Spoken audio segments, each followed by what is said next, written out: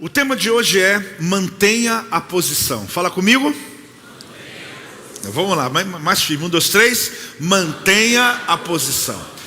Eu quero caminhar nesse tema de hoje com uma ótica de liderança. Um texto que ele tem vários ramos, que a gente pode entrar, que ele é uma resenha, o fechamento de uma história de Israel, uma batalha onde nós já conhecemos contra os amalequitas, mas o Êxodo 17:15 é apenas o resultado final dessa batalha. E daqui eu quero tirar, querido, um entendimento sobre posicionamento. Eu já venho falando sobre muitos temas aqui aos nossos discipulados por alguns anos. No YouTube, se você for lá, você vai ver dezenas de temas que podem ser acessados. É interessante porque eles são inéditos, porém, existem algumas áreas que são inevitáveis que não sejam expostas, não sejam faladas, quando existe uma dor em questão.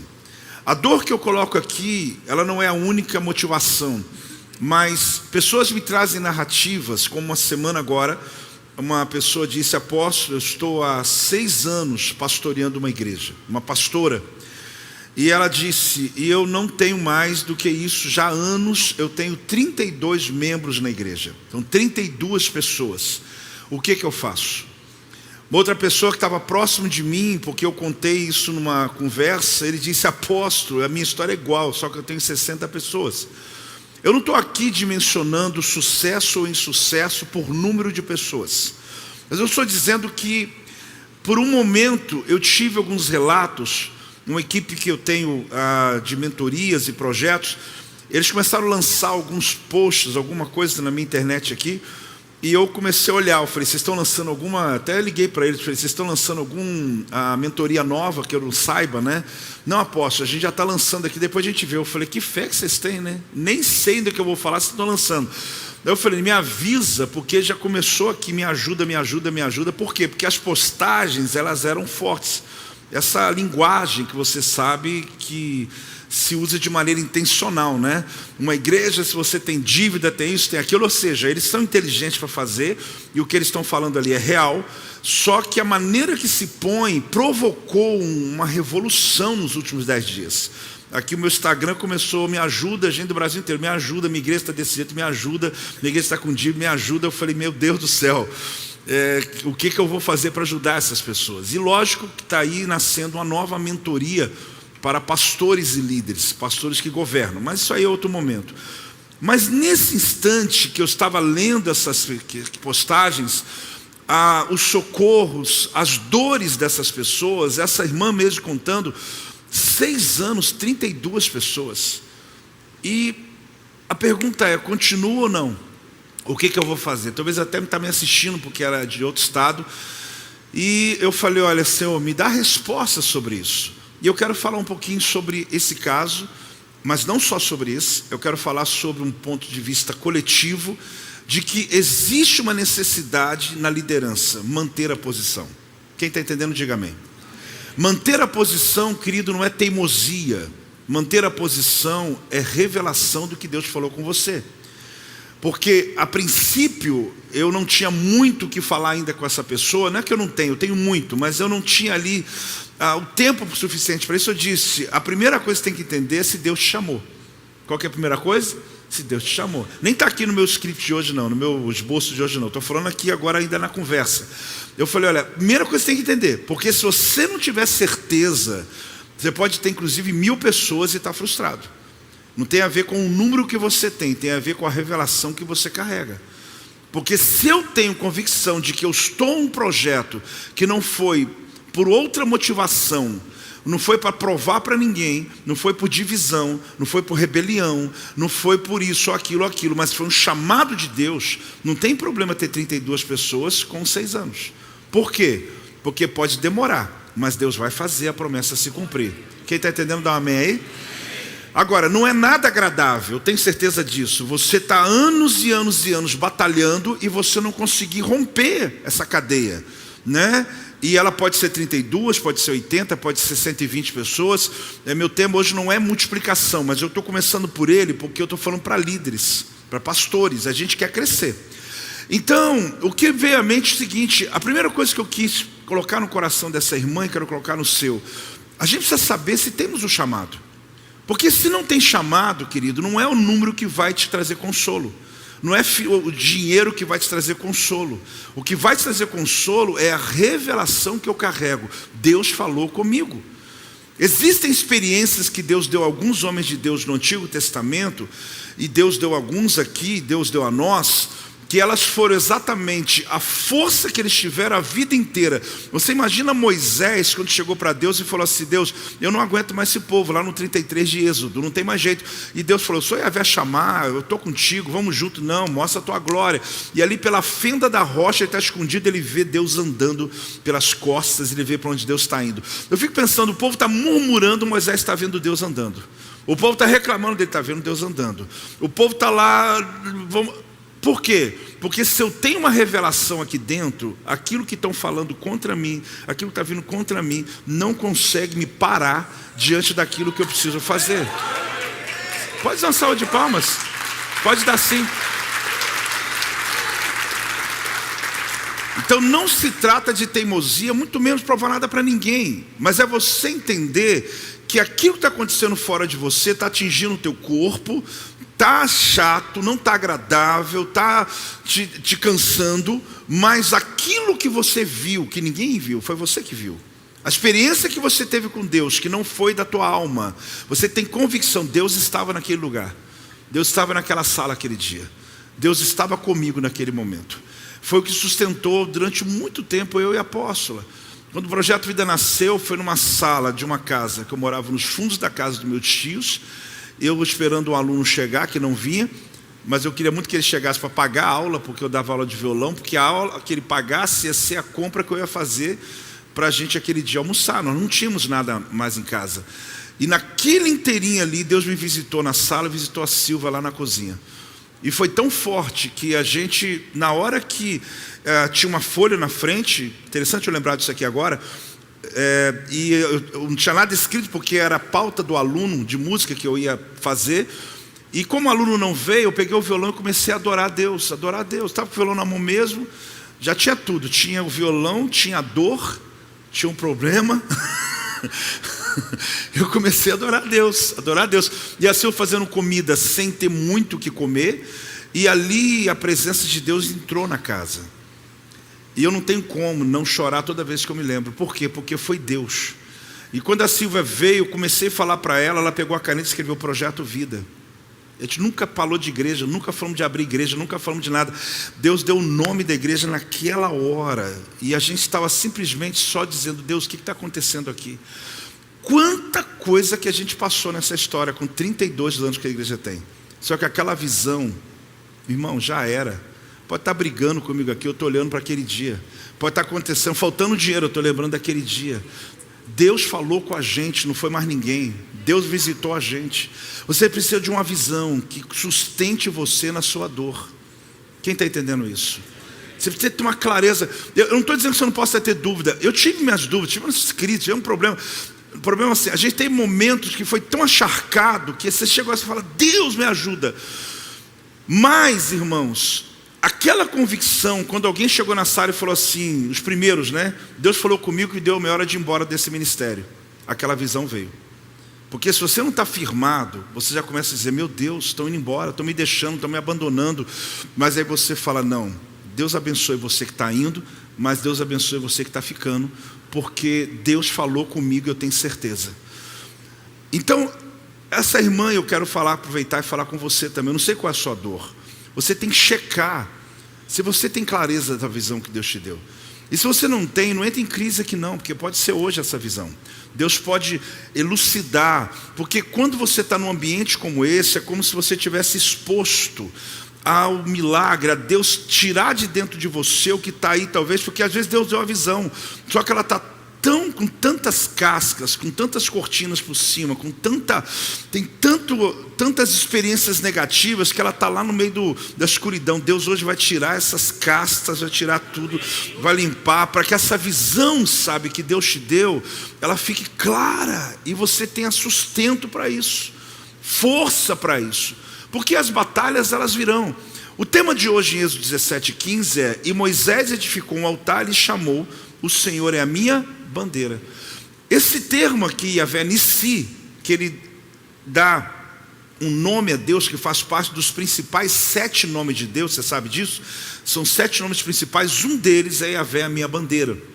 Ela está baseada em uma experiência que Moisés teve, onde ele estava no monte, com seus braços erguidos, 2 homens do lado, Arão e Ur, e Josué lá embaixo no vale, guerreando, história já conhecida por 100% aqui, eu tenho certeza, e que ele, no meio dessa batalha, enquanto as mãos estavam levantadas, lá embaixo Josué vencia, e quando as mãos se cansavam, Josué com sua equipe perdia. E ali você vê os posicionamentos de equipe, para você compreender que Moisés, ele precisou até de alguém falar no lugar dele. Então você sabe que ele nunca teve problema em ter pessoas que ajudassem nas deficiências dele, que ajudasse nas dificuldades dele. Agora tem líder que quer liderar sozinho, não adianta, querido. Talvez seja uma segunda coisa: se você hoje está encroado no ministério, o discipulado sempre vai ser a tua chave. Sempre, o discipulado é a tua chave. Se você tem poucas pessoas, então discipule. Forme essas pessoas o máximo que você puder. Faça deles líderes de tanta excelência, porque vai chegar a hora que Deus vai derramar um avivamento e você está lá com a tua equipe esperando. Então o que eu entendo, quando eu tenho menos pessoas, eu entendo que Deus está me dando, e eu tenho uma visão e tenho menos pessoas, é porque Deus está me dando a oportunidade de passar essa visão a eles. Enquanto essa visão não estiver dentro deles, pode ser que Deus está me protegendo para que não venha a multidão ainda, porque eu não teria condições de liderar uma multidão sem uma equipe que tem uma visão.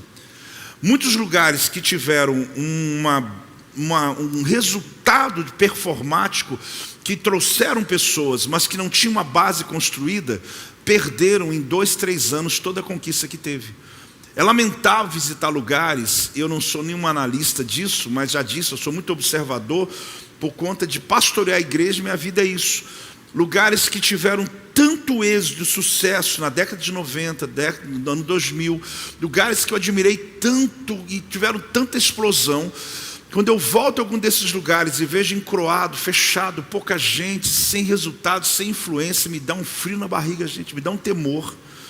Eu não me torno um crítico, não, eu me torno um apavorado, porque eu falo: Deus, não deixe que isso aconteça com a gente. Quem está aí? Não deixe que isso aconteça com a gente. Eu não corro no crítico, eu quero saber o que será que aconteceu aqui para que não aconteça comigo. Para que eu não perca essa graça de Deus, esse movimento que Deus tem. Faz sentido a minha conversa aqui no início, já ou não? Então, fala para o teu irmão, se mantenha a sua posição. Isso aqui é o mais importante, manter a posição, a tua visão, a clareza. Não importa, está acontecendo, mantenha-se no teu posto. Moisés então ele mostra que o Deus Senhor da bandeira é aquele que não pode cair. Claro que você sabe que numa batalha, quem segura a bandeira, ele mantém o ritmo da batalha. Se derrubou o homem da bandeira, pode esquecer, os soldados começam a fugir. Se Deus é a tua bandeira, ele não vai cair. Então fique tranquilo que a sua batalha já está, a vitória é tua e no nome de Jesus, porque ninguém derruba o homem da bandeira e Yahvé Nissi. Só que Moisés, ele estava como homem da bandeira, porque ele estava lá em cima no monte, com as suas mãos levantadas, e enquanto o exército olhava para ele de mão levantada, dizia: vamos continuar guerreando. Agora, quando olhava ele de mão baixa, eles perdiam a força, eles perdiam o ânimo. Então você, querido, talvez seja o homem da bandeira, a mulher da bandeira, que Deus levantou para que as pessoas olhem para você e continuem guerreando. E se você não tiver clareza do que você precisa fazer, as batalhas estão sendo perdidas no vale. Mas hoje, em nome de Jesus, que essa reunião Deus nos dê todo o tempo necessário para que a revelação chegue até você e te possa cobrir com essa palavra em nome de Jesus. O que é mais desafiador para você? Iniciar um projeto ou mantê-lo relevante ao longo dos anos? Eu acho que a resposta você já sabe. Começar exige muito, exige coragem, mas dar continuidade requer empenho. O início de algo, querido, exige coragem, mas muito mais desafiador é a continuidade. A continuidade é o tema de hoje. Não é a explosão do início, mas a força, a paixão da continuidade. É o desejo de continuar. Não é o dia do casamento, não é o dia da lua de mel, mas é o dia que o amor continua na doença, na alegria, ou não sendo tão poético assim, mas que continua no decorrer da vida, da existência daquele casal. Em um ministério não é muito diferente.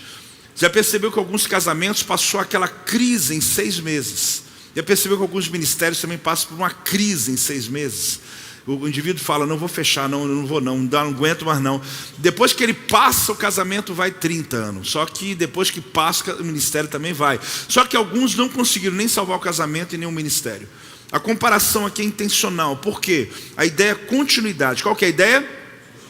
A ideia aqui é permanecer. É a chave do sucesso. Na teoria parece muito simples, mas a realidade é que líderes se cansam. Líderes se cansam. Gente, cansam. Até Moisés se cansou. Meu tema hoje aqui está baseado que até Moisés se cansou. Até o apóstolo Paulo teve interrupções. Você vai perceber que algumas pessoas que são tão relevantes para nós, elas também tiveram paradas ministeriais, tiveram momentos de dificuldade. Então a gente pode ter uma visão expandida. Somos seres que temos algo de Deus, uma visão, mas somos comuns. Você é um líder, você é uma líder. Só que você também se cansa. Existem alguns fatores no nosso ministério que às vezes não traz só um desânimo, mas dá vontade de parar tudo. Eu não vou fazer essa pergunta aqui para não desanimar ninguém, né?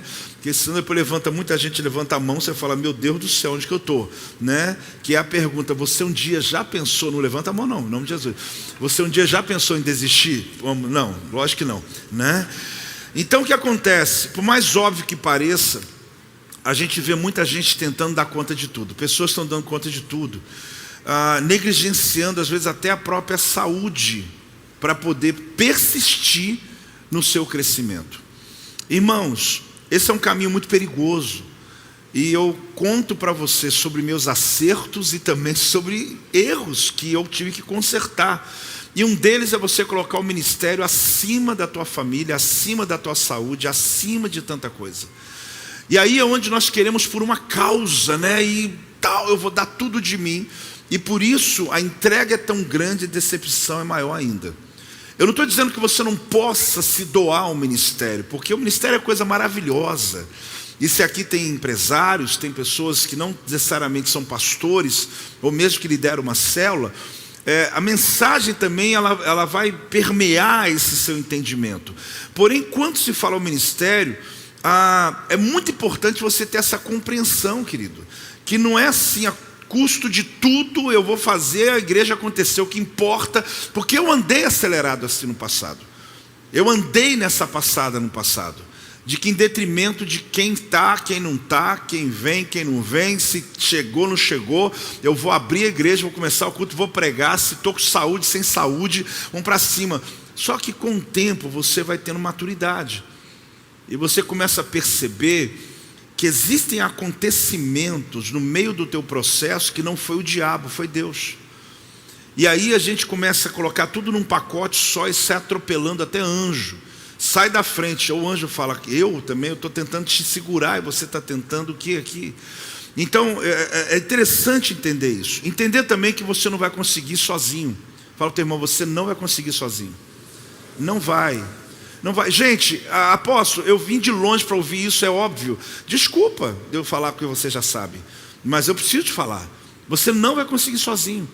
E aí entra a resposta às dores que eu tenho recebido aqui na internet, de tanta gente, que eu tenho a solução, talvez não 100%, mas eu tenho algumas dicas que elas podem ser muito úteis, inclusive a você que está aqui hoje, para entender, e uma delas é essa, não se faz sozinho, não tem jeito.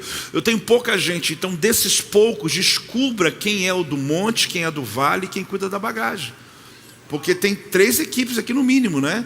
Está lá Moisés com a equipe dele, de Arão e Ur do lado dele, que é não é qualquer um que sobe no monte, você tem que escolher a dedo. Tem a equipe de Josué lá embaixo, que é a turma da guerra, do vale, e pode acreditar, na Bíblia não está lá, mas deve ser de Miriam, né? Imagino, a turma da bagagem, cuidando das crianças, velhos, e cuidando de quem fica. Aí você vai entender o seguinte, mas quem guerreou mais? Todos. O grande problema é a gente querer elencar ministérios mais ou menos importantes.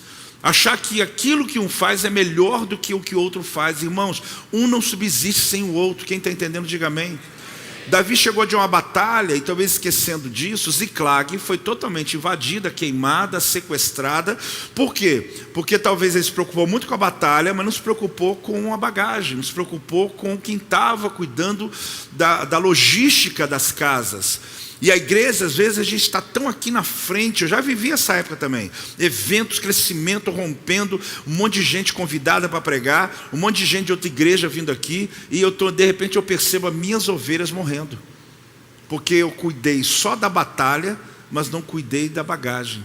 Eu não cuidei da logística. Tem velhos, tem crianças, tem viúva, tem isso, tem aquilo.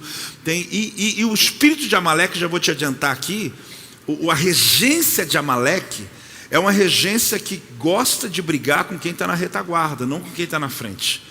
Eles só brigam com quem está cansado, eles só lutam com quem está desanimado. Então, é uma regência que atua até o dia de hoje, que não vai pegar a tua equipe principal, vai pegar quem está lá atrás, vai pegar aquele que está em dúvida, aquele que já está com a cabeça cheia de informação, já está dizendo, não sei se eu fico nessa igreja, não sei. O amalequita, irmão, é do capeta mesmo. Eu vou te mostrar como é que eles são. Eu prefiro lutar com o filisteu do que com o Amaleque. Filisteu é gigante, só que eles pelo menos têm ética de guerra. Eles lutam de frente. Amalequita não. Eles pegam quem está na retaguarda. Eles vão quem está na rebarba. Eles vão quem está enfraquecido. Eles vão quem está vivendo uma vida cristã morna.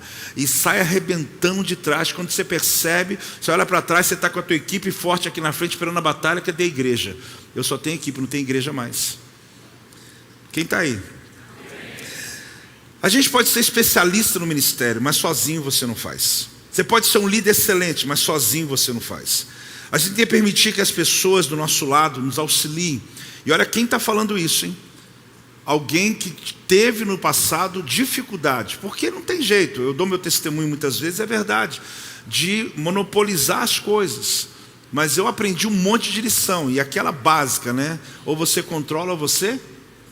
Pouca gente sabe, então eu vou ensinar. Ou você controla ou você cresce.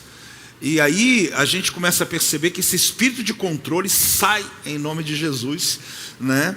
Porque a gente quer monopolizar, porque ok, eu sei fazer melhor, eu faço o que faço. E aí você tem que entender que sozinho você não faz. Eu posso continuar a conversa? Não? Já entenderam isso ou não? Amém?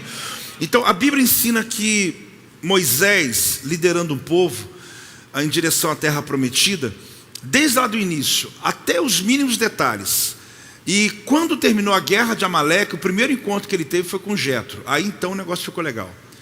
Por quê? Porque Jetro ensinou ele a celularizar 2 milhões de pessoas. Dividir em grupos de 1000, de 100, 50, organizou todo mundo. E 70 homens que vinham falar com ele, ele instruiu os 70, e à medida que ele dava instrução aos 70, agora sim, ele conseguia passar a revelação para 2 milhões de pessoas, que era improvável Moisés cuidar sozinho. Só que eu já te disse que até para falar ele precisou do irmão dele. Ele tinha que ter alguém para poder traduzir ele, porque ele era pesado de língua, alguns dizem que era gago e tal. E o que acontece? Ele precisou sempre de alguém. E às vezes a gente quer liderar sozinho. Não lidere sozinho.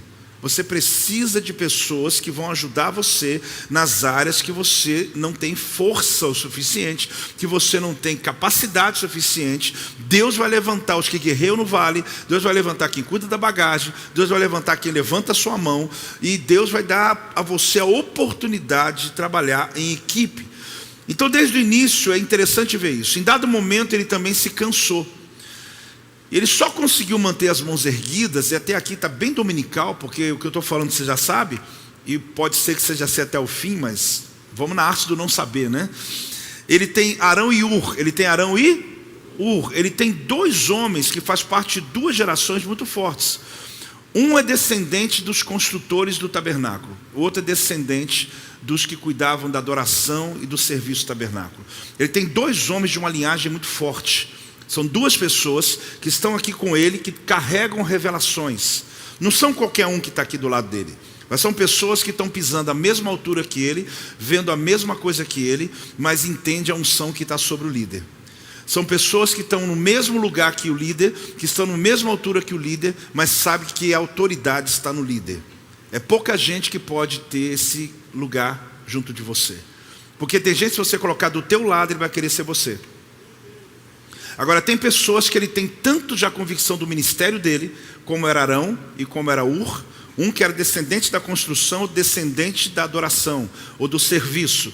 Eles não precisam de ocupar o lugar do líder, porque eles já são líderes. Eles não precisam almejar o lugar de quem está levantando as mãos, porque eles já estão satisfeitos. Essas pessoas que sobem, a equipe da montanha, querido, é gente que já encontrou o seu chamado. É gente que já encontrou, através da sua dor, eles já sabem o motivo pelo qual eles nasceram. Então eles nunca vão querer ter o teu lugar. Se você der para eles, ele vai falar: pastor, que hora que você pega de volta? Porque eles pegam às vezes porque é preciso. Aí você dá, pastor, está voltando, já está voltando, toma aqui, pastor, porque isso aqui não é para mim não. Por quê? Porque ele sabe para que ele nasceu. É para levantar o teu braço. Agora, bota uma pessoa lá que está tentando saber quem é ele ainda. Ele vai achar que ele é você. Aí vai fazer um estrago. E aí eu tenho que vigiar minha mente aqui, que eu vou começar a dar exemplo. Daqui a pouco dá 2 da tarde, eu não vou entrar nisso. Porque eu faço muita mentoria com lugares. Há pouco tempo agora, uma grande denominação ruindo, eu fui convidado para ajudar. Meu Deus, nunca vivi o que eu vivi. Eu nunca tive, em 35 anos de ministério, a experiência que eu estou tendo nos últimos dias. Por quê? Porque se trata de uma complexidade que poderia ser evitado, talvez se a gente tivesse sentado antes. Você tem que entender, querido, que Deus deu a você a oportunidade de encontrar os talentos à tua volta. Eu vou aperfeiçoar um pouco isso daqui a pouco. Então Moisés levantava as mãos, cansado então, ele mantém firme, porque tem 2 ministérios do lado dele que estão segurando os braços dele. Para aqueles pregadores de plantão e que realmente gostam, não só gostam, mas sabem que a revelação pode sustentar mais ainda uma ideia, lembre-se que quando ele levanta as mãos dele segurando aquele cajado, a posição dele, ela chega a ser quase a posição de braços não acima, mas de braços nessa forma, colocados em pedras, como se formando uma cruz. Então, quando Moisés estava no monte com seus braços erguidos, já estava a profecia messiânica de que um dia o nosso Messias estaria na montanha de braços erguidos. Quando o meu líder está no altar, no alto da montanha de braços erguidos, quem está no vale vence batalha. Se ele baixa as mãos, eu perco batalha. Quando o diabo mandou pregar o braço de Jesus, a mão de Jesus, ele fez um grande favor para nós, porque cansado ele não poderia segurar, mas o prego segurou a mão dele levantada. E eu sei que o meu Senhor, lá no alto que estava, de braços erguidos, ele nos deu a salvação, nos deu a vitória sobre todas as batalhas da vida. Pode dar uma salva de palmas. Dá um glória em nome de Jesus. Existem coisas que a gente tem um presente, né? Eu tenho livros em casa de origem hebraica, são em português, claro, mas que tem esse fundamento da cultura hebraica. E um dia atrás eu falei: por que eu adquiri esse livro? Acho que foi o pastor Samuel que me deu. Ele me dá alguns livros muito bons. Cadê o pastor Samuel? Deixa Deus te usar, irmão. Está precisando renovar lá. Acho que você que me deu esse. É um livro para criança. Aí ele é todo ilustrado, não é? Aí eu fui passando assim. Quando passa Moisés com as mãos assim, eu falei: por que esse judeu ilustrou errado? Aí eu fui estudar. Eu falei: errado estou eu de ler errado, né? Aí eu fui estudar. E ali vem a revelação. Ali não está sobre Cristo, mas ali está. Eu falei: uau! Então ele estava com as mãos como no Calvário. E ali todo o tempo no Antigo Testamento, Deus já está mandando o recado para o Novo. né? Mas vamos para frente. Olha o que aconteceu aqui. Vamos pro primeiro ponto de hoje. Então veio Amaleque. Fala comigo. Mais forte. Então veio Amaleque. Amaleque, querido, é a grande causa de todo esse primeiro entendimento aqui. Após o povo ter murmurado, duvidado do cuidado de Deus, faltou água, eles estão pedindo, vão morrer aqui, aquela história, Moisés, você trouxe a gente aqui para morrer no deserto, não tem água, não tem nada. Deus procura o Senhor e Deus fala, pode ferir a rocha que eu vou fazer o milagre. Ele feriu a rocha, depois no futuro era para falar, lembra? Mas ali era para ferir. E saiu água. O povo então bebe da água, só que tem uma pergunta, está o Senhor no meio de nós? Qual que é a pergunta? Está o Senhor no meio de nós? Você pegar a sua Bíblia e você ler o finalzinho do verso 7, do capítulo 17 de Êxodo, e ler o início do verso 8, o que eu vou te mostrar aqui, não é coincidência. No entendimento judaico, que entende o seguinte, está o Senhor no meio de nós ou não? Coloca a frase está junta, é postada junta, vamos lá, eu vou ler aqui. O Êxodo 17:7 está lá, está o Senhor no meio de nós ou não? É seguido por, Êxodo 17:8, então veio Amaleque. Pena que não colocou junto, tenta arrumar aí. Aí o que acontece, é porque eu quero que você veja junto, eu vou ler aqui, pensa na frase junta. Êxodo 17:7 como Êxodo 17:8 junto. Está o Senhor no meio de nós ou não? É seguido por, Êxodo 17:8, então veio Amaleque. Por quê? No momento da dúvida vem Amaleque. Amaleque é igual a dúvida. Então Amaleque entra quando a dúvida entra. Por isso que quando você entende o texto, ele está separado, uma história nova começa, mas na Bíblia ela está colocada, hebraica só não, mas como se fosse uma única sentença. Quando a pergunta surgiu, se Deus está no meio de nós, então vem Amaleque. Então tome cuidado quando você esquece daquilo que Deus fez no passado e a dúvida entra, porque Amaleque entra na hora. E Amaleque vem para pegar quem está na retaguarda. Aí pega a igreja completamente fragilizada. Porque se o líder está perguntando, não era Moisés que está perguntando, fique tranquilo. Mas as pessoas estavam dizendo, Deus está com a gente ou não está? Irmão, espera aí, ele não mandou 10 pragas, ele não abriu o mar vermelho, ele não tirou água da rocha, ele não isso, não aquilo, mandou a nuvem, mandou coluna de fogo. Como que eu vou perguntar se ele está comigo ou não, gente? Como que você vai perguntar se Deus está com você ou não, depois de tudo que você viveu até hoje com ele? Ei, tem alguém aí ou não? Por causa da dúvida veio Amaleque. Então, mas tudo bem, já te expliquei como que seria essa frase aqui no telão.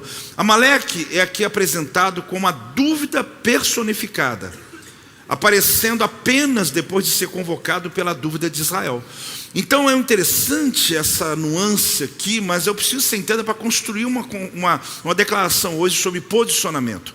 O primeiro nível que você tem que compreender aqui é que veio Amaleque. Fala comigo, e veio Amaleque. O Amaleque aqui é para desestruturar. É uma regência que sempre você vai enfrentar. E se você olhar na história de Israel, foi o primeiro enfrentamento que eles tiveram ali. Agora, qual foram as armas que eles tiveram que usar ali? As armas, algumas delas, a maioria, porque o povo de Israel não tinha arma, mas daqueles mortos do Egito, que tinha muita arma ali, e que algumas delas foram usadas agora no meio dessa batalha. Só que eles não eram guerreiros, eles não eram gente de guerra. Só que logo Moisés teve que criar o exército. Quem sobe na montanha comigo, eu vou escolher quem sobe. Eu vou escolher quem vai para a batalha. E é claro, aqueles que vão ficar cuidando da bagagem e cuidando do povo. Então você tem que entender, querido, que no mínimo você tem 3 equipes aqui. Você não trabalha sozinho. Você tem quem sobe a montanha, já te expliquei quem são.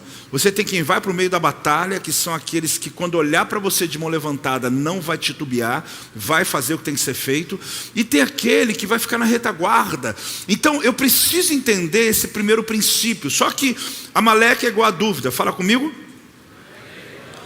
A palavra de hoje é uma declaração contra esse espírito de Amaleque, que você precisa identificar, ter discernimento dele. Que, como disse, até hoje é uma regência. Moisés é o homem da oração. Ele está ali como a bandeira. Ele está ali, ele não é Yahvé Nissi, mas ele é o homem da bandeira que não ficou no meio da guerra. Olha que interessante. Por quê? Porque o homem da bandeira tinha que ser protegido no meio da batalha. Mas Moisés ficou lá em cima, porque Yahvé Nissi, ele é a bandeira sem a insígnia.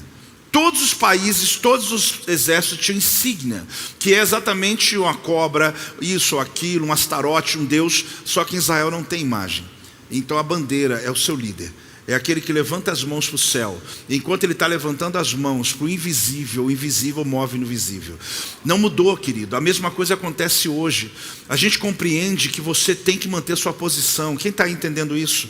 Você tem que manter sua posição. Apóstolo, mas tem hora que é difícil. Eu sei que é isso que eu estou falando hoje. Mas tem hora que o braço cansa, eu sei. Mas o braço de Moisés cansou. O que Deus fez dali? Ele tinha uma equipe. Ele tinha gente para segurar o braço na hora que cansou. Porque se não tivesse gente do lado dele na hora, lá embaixo ia perder a batalha. Então não adianta, você vai se cansar. Isso faz parte do teu processo. Vai ter momento que você vai precisar de alguém te cobrir, vai te ajudar.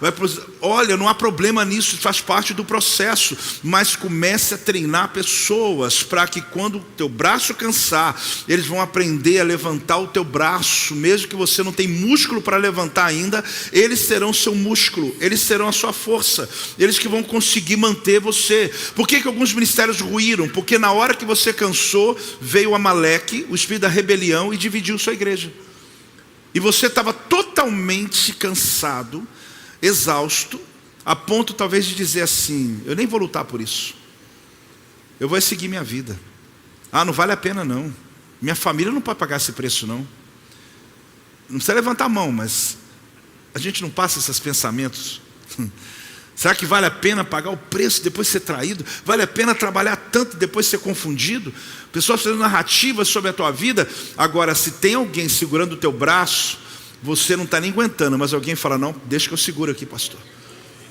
Porque a visão era só tua, mas agora também minha. E você está cansado e eu não. Só que essa pessoa, ela está ali só para segurar até que o teu músculo volte a ter força de novo. Por quê? Eu já te expliquei. Porque aqueles que você colocou na montanha com você, eles não almejam ser você. Eles já sabem quem eles são.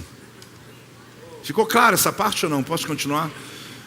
Porque do contrário, você pode correr riscos de ter pessoas frustradas do teu lado, financeiramente, emocionalmente, ministério, que não sabe lidar com a posição e que eles imediatamente vão dizer: esse lugar é meu. E aí virou uma bagunça. Porque se ainda pegasse o lugar e mantesse as pessoas, mas não mantém, porque a visão foi dada a você, ele não teve a dor que você teve, ele não vai pagar o preço que você paga, ele não vai entregar o que você entrega, ele não vai fazer o que você faz.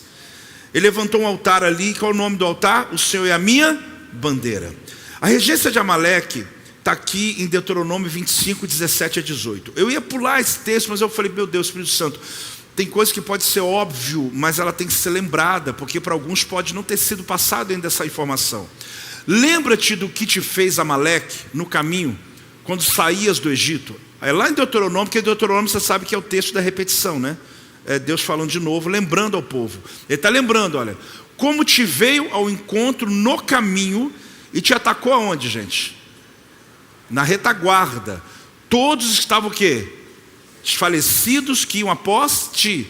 Quando estavas abatido, afadigado e não temeu a Deus.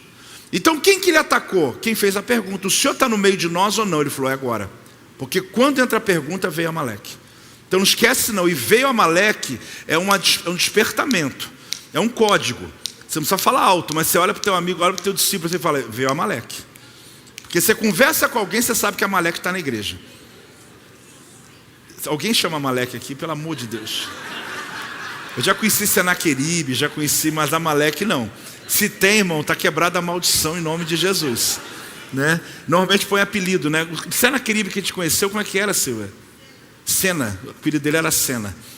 Fica melhor assim, né?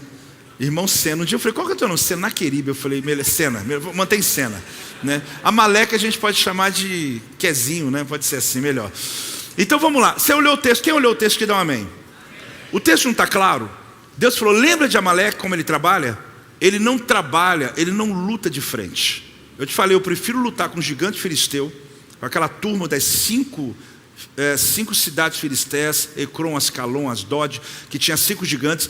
Eu prefiro, estou falando sério, porque aí é para frente, a minha equipe junto, vão arrebentar com eles. Agora, esse pessoal que vem pegando minhas ovelhas, que estão na dúvida ainda, que estão ainda frágeis, Meu irmão, esse espírito até hoje eu vou te falar, tem que preparar a equipe para isso.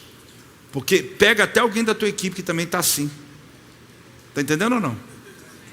Vamos mudar de assunto logo, né? Eu senti que você não quer falar disso. Eu vou falar de outra coisa então, vamos lá.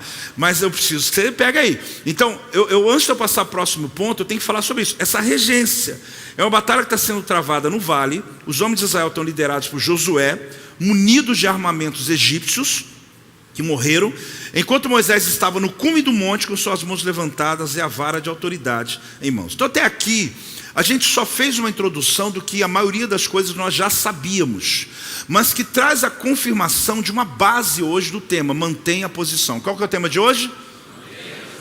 A posição de Moisés, a posição de Josué, a posição de quem liderava lá as bagagens. Eu falei que foi Miriam, não tem na Bíblia não, tá gente? Mas imagino que pode ser pela proximidade. Então essa logística, ela é muito importante no processo de uma igreja. Você não levanta essa equipe só quando tem batalha, você prepara para o dia da batalha. Você já mantém um discipulado, um treinamento, encontrando as pessoas certas nos lugares certos. Irmãos, eu vou falar isso em algum momento, mas para eu não ter certeza que eu não vou esquecer, um dos grandes sucessos de um líder e de uma equipe é quando ele encontra as pessoas certas para o lugar certo. E quando a pessoa para a equipe, ela está no lugar exatamente do chamado dela. Isso é um dos grandes, irmão, pensa no sucesso. Isso é sucesso. Porque enquanto está confuso esses ambientes, eu estou falando sobre cargo aqui? Eu não estou falando de cargo, gente. Você está pensando já no departamento tal, eu tenho um líder tal. Eu estou falando de cargo. Eu tenho pessoas que ocupam cargos aqui que não é nem a chamada deles. Eles trabalham, eles fazem, executam bem porque são bons no que fazem. Eu estou dizendo quando ele está dentro do chamado dele. Quando ele está exercitando o ministério. Quando a hora da guerra chega, você fala, ele vai cuidar dessa parte. Por quê? Porque está dentro dele isso. Agora, claro que quando uma pessoa também está numa posição de autoridade no ministério, na área que ele também domina, isso é muito bom. Porque você conseguiu agregar valores àquela pessoa para que ela possa ter autoridade sobre aquela área. Agora, o segundo nível, que está quase óbvio, até nem precisava desse tema aqui, mas vamos lá. Prepare sua equipe para manter sua posição. Fala comigo. Prepare sua equipe para manter sua posição. Fala para o irmão do lado aí. O desafio de permanecer com os braços levantados como Moisés na batalha é ter Arãos e Urs do nosso lado.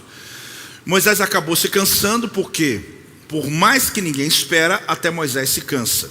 Veja que não é apenas manter as mãos erguidas, ele tinha que manter com o cajado na mão. O chamado dele estava muito claro.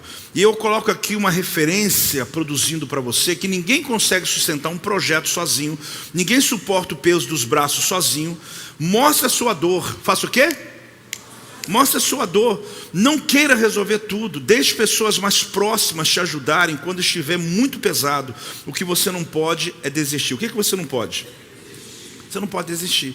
Tem uma experiência, um testemunho rápido para vocês, recorrente, porque eu já contei aqui, que é uma experiência que eu tive com a minha equipe há 2 anos atrás. Tiveram outras, mas elas talvez é mais individual. Às vezes eu chamo alguém da minha equipe e falo, olha, esse é o assunto. Eu me lembro, alguns anos atrás, quando eu levantei os bispos no ministério, levantei 4 bispos. Alguém perguntou, mas o modelo do Projeto Vida é episcopal? Eu falei, até hoje não, mas vai ser agora. Porque foi a única maneira que eu consegui de resolver aquela dor.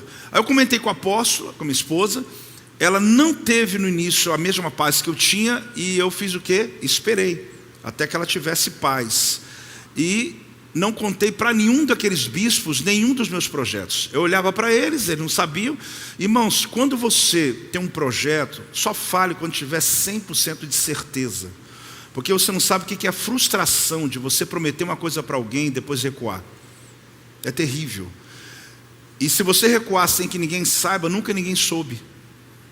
E ficou tudo lindo. Aí um dia ela falou, Joel, eu entendi. Porque ela viu a minha dor.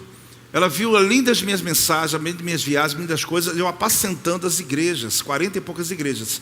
E ainda uma coisa, eu indo, isso não é pecado, não é erro de nenhum deles, todos eles esperando que todo aniversário eu fosse. Nós temos 52 finais de semana do ano.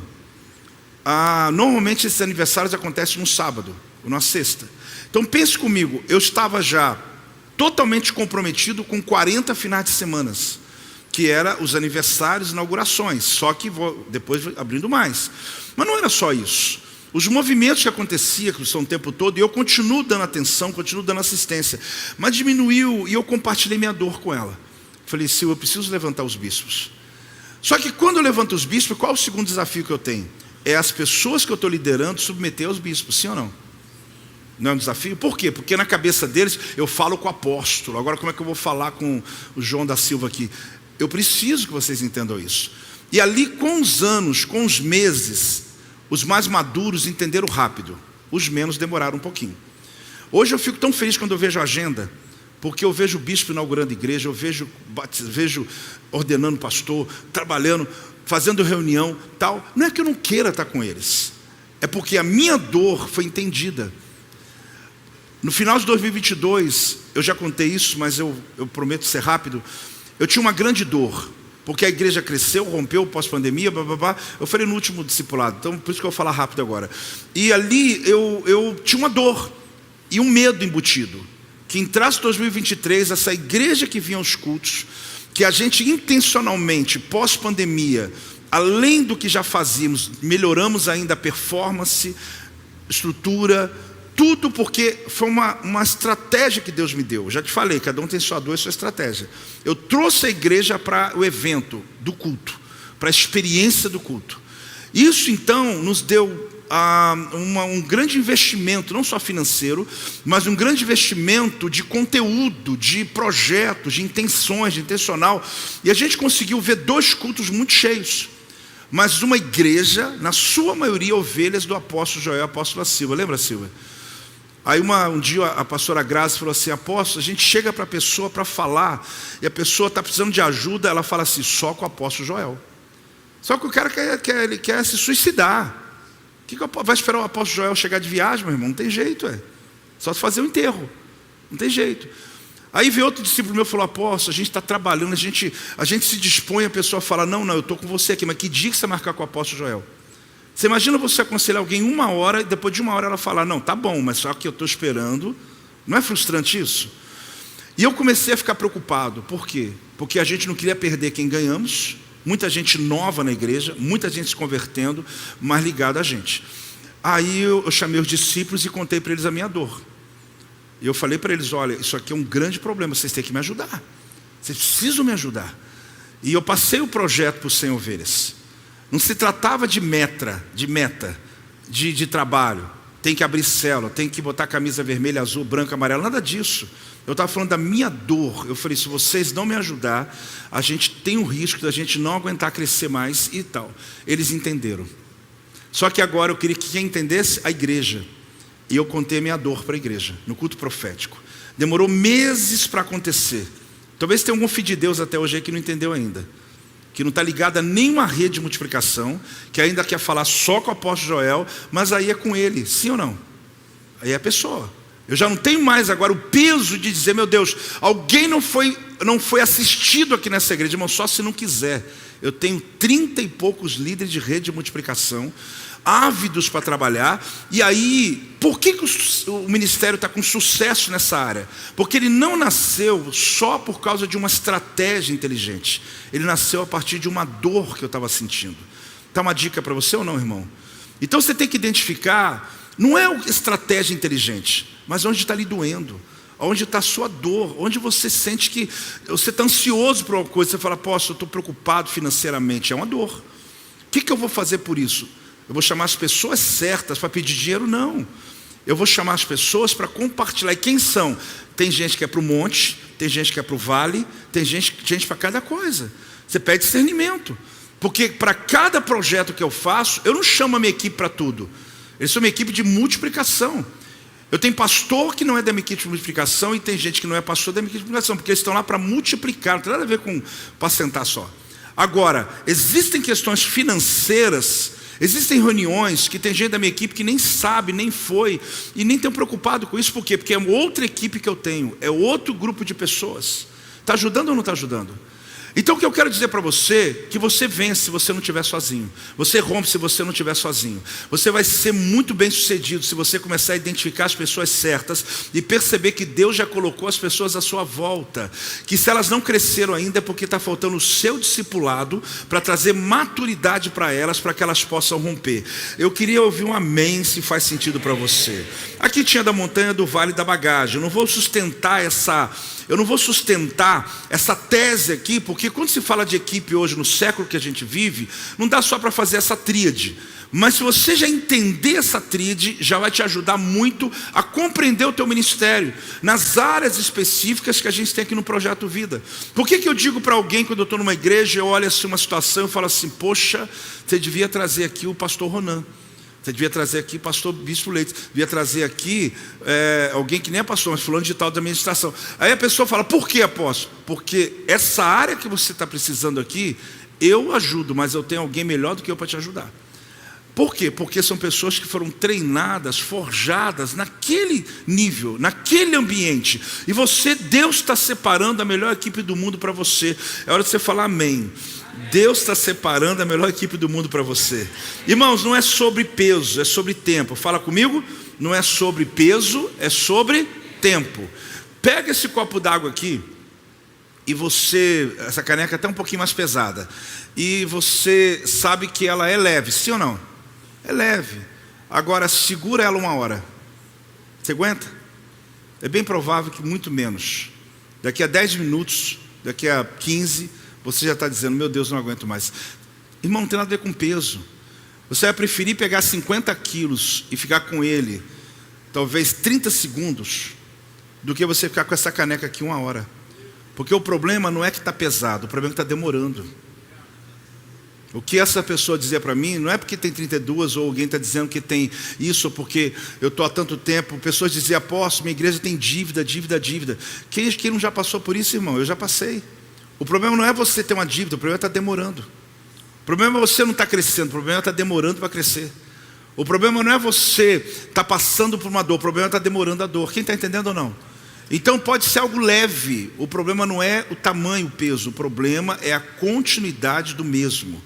É você se cansar de pessoas que estão contando para você a mesma história há 3 anos. Sim ou não, gente? Vocês são bons demais, não tem esse problema não? Vocês são anjos então. Eu e o Silvio, a gente se cansa. A misericórdia, a graça, o ministério que nós temos não nos faz cansar, quem está entendendo? Mas a gente, a hora que a gente fala assim, meu Deus, não é possível. Como que uma pessoa pode, a gente dá toda a instrução para ela sair desse buraco, e ele quer ficar no buraco, ele insiste em ficar no buraco, e ele é o mesmo que para você todo domingo, todo culto, é a mesma pessoa que para você. E você está querendo crescer, tu não vai crescer, irmão, porque tem um quebra-mola na tua igreja. Você não cresce. Agora, se você tem equipe, o que acontece? Nós temos uma estratégia aqui, não sei se eu posso falar online isso, né? Eles têm uma estratégia intrínseca, ela não é treinada, ela não é falada. Eu nunca falei isso para ninguém. Mas a minha equipe eu já percebi que é interessante. Às vezes um pastor está cuidando de alguém, e é difícil, porque aquela pessoa, ela realmente, ela não rompe. Essa pessoa, ela vai para outra célula, para outro grupo. A gente fala, glória a Deus. Porque aquele que está lá, aí apóstolo, você dá o currículo para o outro líder. Nada, a gente diz nada, fica quietinho. Sabe por quê? Deixa eu explicar. Porque às vezes eu não vi naquela pessoa o que ela precisa ser vista. E o outro vai conseguir achar o caminho para ela. Sim ou não, gente? Tem maldade nisso? Nenhuma. É porque a gente, às vezes aquela pessoa ela está cansada, ela já orou, já expulsou demônio, já fez. Só que aqui, quando ela vai para outra rede, ela chega lá, uau, gente nova chegando. Aí chega ali, a chance daquele irmão, daquela irmã, conseguir entender, se libertar, submeter a autoridade, caminhar, é maior. Só que o problema é quando passa em 10. Por quê? Aí você, pastor, não entendeu ainda que você está travado no ministério, que está cuidando das mesmas pessoas, com os mesmos problemas. Aí, meu irmão, não é que é pesado, é que demora. E aí você começa a ter um ministério que ele é lento, ele não tem força, ele não tem velocidade. Porque talvez você fala, não, a minha realidade é diferente lá, apóstolo, minha igreja é pequena mesmo. Irmão, pelo amor de Deus, não aceite decretos assim. Eu já vi gente falar assim, não, eu sou pessimista mesmo, eu sou, e tantos anos já que eu tenho esse problema. Quando alguém vem me contar uma coisa, eu já acho que vai dar problema. Irmão, se você tiver uma perna quebrada, o que você faz? Você vai arrumar, não vai? Agora, se você tiver um problema na alma, você vai fazer o quê? Vai resolver, meu irmão. E não vai ficar dizendo, eu sou assim mesmo, eu vou ficar desse jeito. Eu sou ansioso mesmo, eu sou um líder, mas sou ansioso, irmão. Então deixa de ser, meu irmão. Por quê? Perna quebrada tu arruma, agora o problema na alma tu não está arrumando. Você precisa crescer, você precisa romper, você precisa melhorar a tua capacidade, para a tua equipe também ser desafiada a melhorar a capacidade. A mediocridade de uma equipe tem a ver com a mediocridade de um líder. Eu sei que você não vai gostar de ouvir isso, mas vamos embora, vamos para frente, né? Não dá para sair agora, hein? Não sei que der dor de barriga aí agora, né? Aí que acontece, não é sobre peso, fala de novo, não é sobre peso, é sobre tempo. Aí você percebe que a dinâmica da liderança é a exaustão por enfrentamento de circunstâncias repetidas. Porque, irmão, quando o problema é novo, até a gente se anima. É igual agora, eu estou sendo desafiado a ajudar pessoas em problemas de igreja que nunca me veio. Eu estou animado. Eu estou triste com o problema, mas eu estou aqui, uau. Você sabe que a comparação é horrível que eu vou lhe dizer. Mas na filosofia tem um termo que é muito interessante, que o belo não tem a ver para todo mundo a mesma coisa.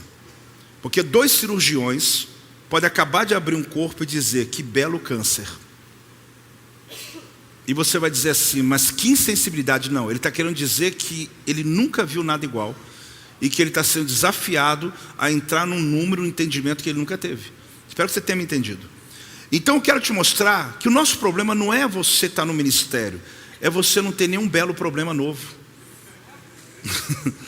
Porque eu posso chegar e dizer, um belo problema que a gente está arrumando agora. Esse eu nunca vi.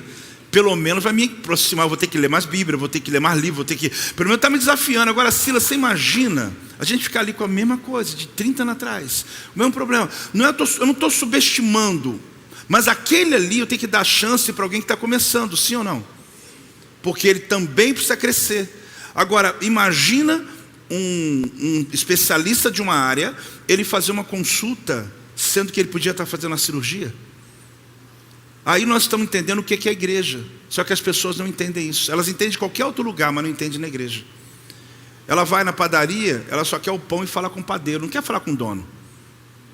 Para que quer falar com o dono? Só quer comprar pão. Só que vem na igreja e quer falar com o apóstolo. Irmão, pelo amor de Deus, cada um está no seu lugar. Você precisa pegar o que você precisa. Só que isso, quem fez isso somos nós mesmos. Nós criamos esse ambiente de que eu preciso falar com ele para alcançar. Poucos lugares hoje é assim. Se tinha uma equipe de advogados, aí ele fala com aquele ali, porque ele é especialista em tributo, tal. Tu vai na hora. Tu não vai nem perguntar, mas como que eu vou falar com esse? Não, você vai, porque alguém disse que ele é especialista. Claro, não, eu quero falar com o dono da empresa. O dono da empresa nem advogado é. Ele só é dono. Então, gente, coloque as pessoas no lugar certo. Ensina a cultura do reino à igreja. Ensine as pessoas a entender e submeter as autoridades. E você vai perceber o nível de crescimento que Deus vai trazer de uma igreja de 30, 40, de 80. Ela vai aumentar para 100, para 120, para 200, para 500, para 5 mil pessoas. Dá um amém, irmão. Tá ruim aí. Ela vai dobrar, triplicar. Por quê? Porque as coisas... Agora, fala para o teu irmão, você vai manter a sua posição. O que é a posição? É você não ter a tentação de descer. Ah, não, mas eu sou humilde, apóstolo. Eu troco o pneu mesmo, eu resolvo, eu já fiz isso. Eu também troco o pneu, irmão. Só que às vezes a velocidade que você está, é melhor acionar o seguro e ir embora. Vamos para frente, meu irmão. Você quer provar o que para quem? Você está entendendo? As pessoas que lhe conhecem, não precisa que você prove para elas que você é capaz. Já carreguei areia, já trabalhei. Eu tenho foto disso, mas não vou mostrar para ninguém, se eu acredite ou não.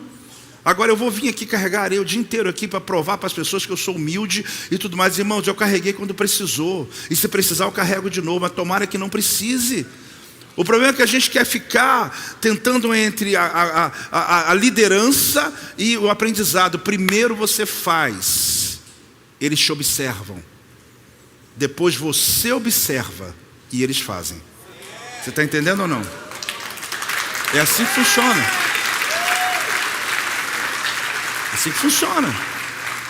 Isso serve até para a minha equipe ministerial, que eles também têm que fazer o mesmo caminho que eu fiz. Não tem nada de elitizar nada, não tem nada de melhor, nada disso, de lugar na cadeira, separa lugar para cadeira, faz isso. Irmãos, essas bobeiras que eu vejo em maturidade, é onde mostra que o indivíduo não sabe o que é liderar.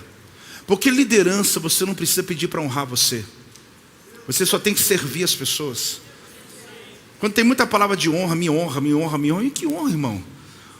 Porque honra demais é igual mel. Come mel demais, o que vira? Está na Bíblia, tá, irmão? Não estou inventando não.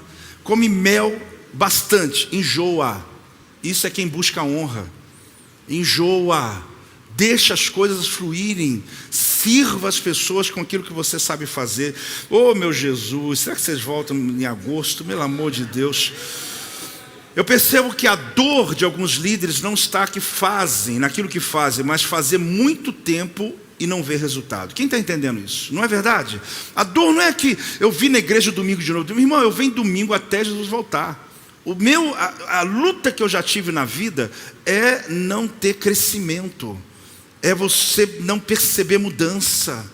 É você ver pessoas que estão com você há muito tempo voltando aos mesmos problemas. Eu não estou dizendo que eles não podem passar por isso. Eu não estou aqui sendo radical.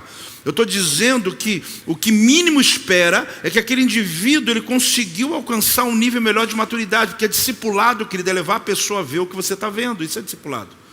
Discipulado não é resolver problemas, discipulado é dar a ele a ferramenta para ele fazer com clareza o que ele tem que fazer. Então, o que se espera é exatamente esse caminho. Então, descubra as pessoas do seu chamado. Fala comigo, descubra as pessoas do seu chamado. Aí você percebe que Moisés escolhe preparados para subir. E Josué, Moisés coloca aqueles que estão debaixo ali no vale para guerrear. Nem todos são para a batalha do vale. Nem todos são para a montanha. Nem todos são para a retaguarda. Mas a maior conquista de um líder, lembra que eu falei que estava com medo de não lembrar? E de sua equipe é encontrarmos as pessoas para o lugar e o lugar para a pessoa. Irmão, simples assim. É uma das maiores conquistas. A igreja pode ter 32 pessoas lá, 320, 3.000 pessoas. Mas a maior conquista de um líder é quando a pessoa encontrou o seu lugar. Eu não assumo nenhum ministério novo se eu não tiver dono dele, porque eu já tenho o meu. Vamos começar aqui o ministério de oração, não sei aonde. Quem vai liderar? Não tem, então eu não vou começar. Porque eu já sei para onde eu tenho que ir. Eu não vou abrir o ministério, agora vão achar a pessoa, não. A gente precisa encontrar pessoas para o lugar e o lugar para a pessoa. Então você vai construir uma sala sem ter pessoas para usar aquela sala. Não, mas já fizemos a estrutura.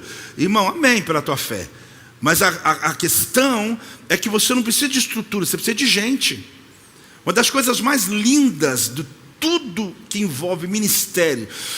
Não me perguntaram isso, mas se alguém me perguntasse, a pergunta não me fizeram ainda, resume teu ministério em uma palavra, discipulado. Porque discipulado não precisa ter sala, discipulado não precisa ter igreja, discipulado não precisa ter nada. Davi só tinha uma espada e uma caverna. Só isso. Discipulado é a coisa mais democrática que existe, pastor Urânio. Porque você vai fazer um projeto com criança, tem que ter estrutura. Você vai fazer um ministério com louvor, tem que ter estrutura. Eu não estou criticando, porque tem que ter mesmo. Você vai fazer um culto na igreja, tem que ter tudo isso aqui, tem que ter logística, tem não sei o quê. Discipulado não, meu irmão. Discipulado, você chama, a pessoa nem sabe, você está discipulando ele, nem está sabendo. Mas você gasta um cafezinho expresso. E olhe lá. Então não tem desculpa para um líder dizer, eu não consigo discipular porque eu não tenho estrutura. Um dia ele falou para mim, eu estou precisando de uma sala para discipular. Eu falei, sala? Jesus discipulou aonde, meu irmão? Na onde, né? Como foi meu filho fala. Aonde? Que história é essa? Que sala é essa? O discipulado é no caminho, o discipulado é na vida, discipulado, e você pode até chamar para uma sala, mas você fala, tem uma sala vazia, tem luz, bota a luz aqui, tá? Então, é só uma espada, é só a Bíblia, é só isso. Mas eu não tenho a biblioteca que você tem. Davi só tinha uma espada, só isso. A espada que ele matou Golias, ele entrou com ela dentro. Lembra que ele foi lá no sumo, não estou exagerando não, ele foi lá no sumo sacerdote antes, pegou a espada dele e fugiu para a caverna. Ele treinou 400 homens com a espada. Agora para que mais? É só treinar um por um. É você passar a visão e agora falar, pega aí, vamos ver como é que você usa. Você agora.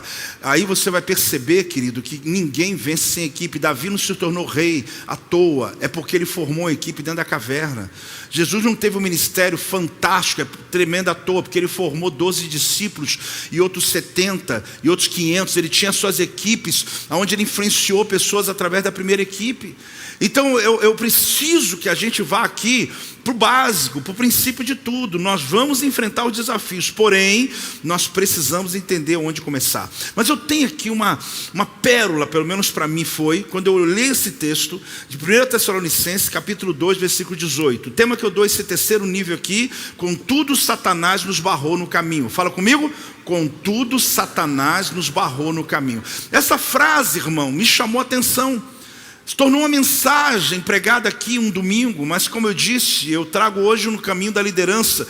Em 1 Tessalonicenses 2,18, que diz assim, eu vou ler em 3 versões. Por isso quisemos ir até vós, pelo menos eu, Paulo, não somente uma vez, mas... Está ali ou não? Quantas vezes? 2. Contudo, Satanás fez o que com Paulo? Irmão, se até Moisés cansou e Paulo... Um diabo conseguiu parar o Paulo, o apóstolo Paulo. Apóstolo, então eu posso me cansar e o diabo pode me parar. Não é isso que eu estou querendo te ensinar. Eu quero dizer, querido, que por mais coeso que o teu ministério tenha, por mais clareza que era a missão de Paulo, ele está dizendo que ele tentou 2 vezes ir para Tessalônica, e numa leitura mais flow, interessante essa palavra que eu gosto dela, mais aberta do texto, 2 é metáfora. Não foram 2, ele está só dizendo, eu fiz muitas tentativas e não consegui entrar em Tessalônica. Agora, irmão, Paulo, estou falando do apóstolo Paulo, estou falando do cara que falava 4 idiomas, que tinha acesso, tinha cidadania grega, romana, era um homem de Deus, era apóstolo. Ele diz, o diabo parou ele, irmão. Agora, como que o diabo pode parar alguém como Paulo? Parou. Aí você vai entender o quê? Aqui, olha, a outra versão: sim, eu, Paulo, mais de uma vez senti enorme desejo de vê-los, mas de algum modo Satanás impediu que fôssemos. Desejamos muito ir ao encontro de vocês. Eu, Paulo, tentei fazê-lo mais de uma vez, mas o adversário ele não estava sozinho, mas ele disse, eu pelo menos tentei muitas vezes. Por que essa equipe não conseguiu voltar? Paulo tinha estado em Tessalônica, começou um projeto lindo, fizeram uma cilada contra ele e teve que ir embora. Nessa armação contra o apóstolo Paulo, ele esperou baixar a poeira e decidiu voltar a Tessalônica, porque a igreja estava precisando de apacentamento, a igreja estava precisando de cuidado, a igreja estava passando por uma crise. Só que ele não conseguiu voltar, mandou Timóteo. Timóteo vai, entra, traz informação para ele, e ele, poxa, como que ele não pode? Timóteo pode, porque ele estava sendo visado. Paulo não podia, ele estava com persona não grata, ele estava com um protocolo de prisão. Se ele entrasse em Tessalônica, eles conseguiram criar uma narrativa contra o apóstolo Paulo. Estudiosos, depois vai lá e confere. Agora, o que me chama a atenção de falar contigo a esse respeito? O tema de hoje é, mantenha a posição. Paulo faz algo tão extraordinário, porque eu não sei se você já buscou algo que acreditava ser da vontade de Deus, mas obstáculos pareceu que impediu você a fazer o que pensava que tinha que ser feito. Tem a ver com o meu tema de hoje. De você estar falando, eu estou fazendo tudo certo. Como que Satanás está me impedindo de entrar nessa cidade? Como que o diabo está conseguindo me impedir de realizar a obra dele aqui?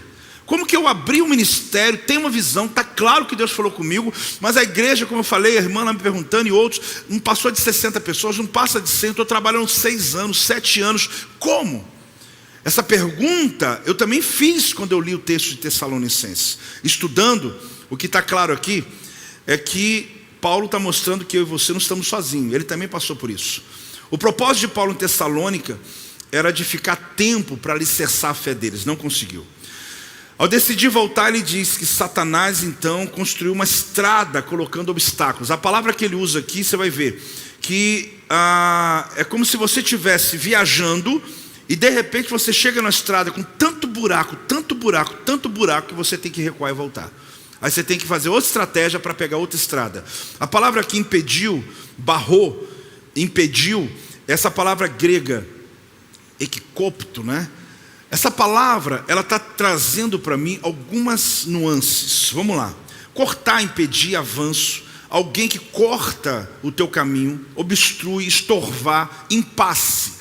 É como se um carro na velocidade está indo, e você está indo em direção, numa velocidade tranquila, de repente na cruzilhada vem um carro na transversal e bate no teu de tal jeito que impediu o teu caminho. Aí você ali tem que parar, tem que voltar, você tem que reformular a tua viagem, e você diz, por que eu estava indo tão bem? As coisas estavam fluindo de repente. Quem já teve essa sensação? Eu já tive. Alguma coisa na igreja que está indo bem, está fluindo, de repente um carro vem. Ou seja, aquilo que você estava fazendo foi interrompido. É o termo grego que o apóstolo Paulo está usando para a ação que vem contra ele. Mas já que a gente gosta de estudar, quem gosta de estudar aqui? Posso continuar? Amém? Então aqui descreve a estrada deteriorada, destruída, intransitável. Aqui está mostrando o seguinte, que quando ele diz, fui impedido de ir, qual que é a frase dele? A frase é, fui impedido de ir. O apóstolo Paulo está falando de que ele foi barrado por Satanás. Eu fui estudar porque eu pensei, peraí, deve ser uma metáfora de Paulo. Como é que Satanás para um homem desse, gente? Ei, como é que pode? Aí eu pensei, deve ter alguma pegadinha aqui. Não, ele está dizendo, eu tenho um projeto missionário, mas Satanás me impediu de eu cumprir a minha missão. Aqui está falando sobre você ter uma causa, você tem a sua dor, você tem um projeto para ela, mas houve uma obstrução no caminho. Essa palavra que Paulo está usando, ela também tem sentido de um corredor, a pessoa que está correndo, uma maratona, e você está ali no teu ritmo, e você está indo percebendo que você vai chegar bem. Aí sabe que palavra grega que ele está usando? Cotovelada. Ele está dizendo que a palavra que ele usa é como alguém que chegou, se aproximou de você e pau! Você, na boca do estômago, você não consegue mais correr. Só que você estava bem, você estava sem obstáculo. Quem estava do lado era alguém que corre com você também. Só que aquele indivíduo ficou endemoniado, né? E te deu uma cotovelada na boca do estômago. Eu não estou inventando, não. Um estudioso de grego, ele abre muito esse caminho aqui, eu gosto muito dele. Depois vem o nome dele aqui para você. Então o que acontece? A pegada que ele traz desse texto me deu um entendimento muito maior do que Paulo está dizendo. Rick Rennie, o nome dele. Ele ficou missionário durante 30 anos na Rússia. E nesse tempo, além de levantar uma grande igreja, ele escreve muito os originais, né? É muito tremendo. Então, ele está mostrando o seguinte, mesmo que o corredor está indo firme, ele falou, levou uma cotovelada. Não tem nada a ver com pecado. Paulo não estava em pecado, está entendendo, gente? Ele estava na missão certa, ele está vendo o alvo, ele está chegando, ele está vendo, eu vou chegar, mas eu fui interrompido, eu fui impedido. Irmão, essa é a hora que você tem que manter a tua posição, mas é fácil? Não. Por quê? Porque você é pego de surpresa, financeiramente, emocionalmente, espiritualmente, alguém que te abandona, alguém da equipe, um acontecimento na tua casa, algo que narrativa com teu nome na cidade. Irmão, a lista é grande, sim ou não, gente? Se a gente for colocar aqui, não vamos dar ideia para o diabo não, que já tem muitas, né? Então, o sentido também de pôr um bloqueio na estrada, calculadamente colocar uma barricada. Você está em marcha, está indo, de repente tem uma barricada. Barricada, você sabe, não tem como passar dela. Está ali. Então aí você fala, meu Deus, eu estou impedido. Aí o que você fala? Não é vontade de Deus. Só que Paulo sabia que era vontade de Deus. Aí entra o que eu estou te falando. Pode parecer simples, mas preste atenção. Eu sei que Deus me chamou. Eu sei que é vontade de Deus, mas Satanás está me impedindo. Esse texto aqui você tem que guardar ele para você. Porque não é para usar ele como desculpa, mas é para você entender que mesmo sendo vontade de Deus, mesmo Deus tendo falado com você, Paulo está dizendo, eu não estou conseguindo voltar para Tessalônica, e a igreja está numa crise. E os indivíduos demoniados lá dentro, sabe o que eles começaram a falar? Sabe o que Paulo não voltou? Porque vocês não são nada para ele. É isso mesmo, não estou inventando não. Aí Paulo diz uma coisa ele escreve uma carta. Agora, o lindo é isso, né, gente? Por causa disso, Paulo escreveu a carta a Tessalonicenses. E a carta está sendo lida até hoje. Então, o que estava para ser ruim, virou uma coisa excelente. Porque se ele fosse, pode ser que não virasse carta. Mas aí ele vendo a intenção, porque Timóteo trouxe relatório, então, aí entra um entendimento, porque a gente precisa de uma resposta. Satanás pode até impedir uma ação, mas não pode vencer um propósito. Pode dar uma salva de palmas ao Senhor?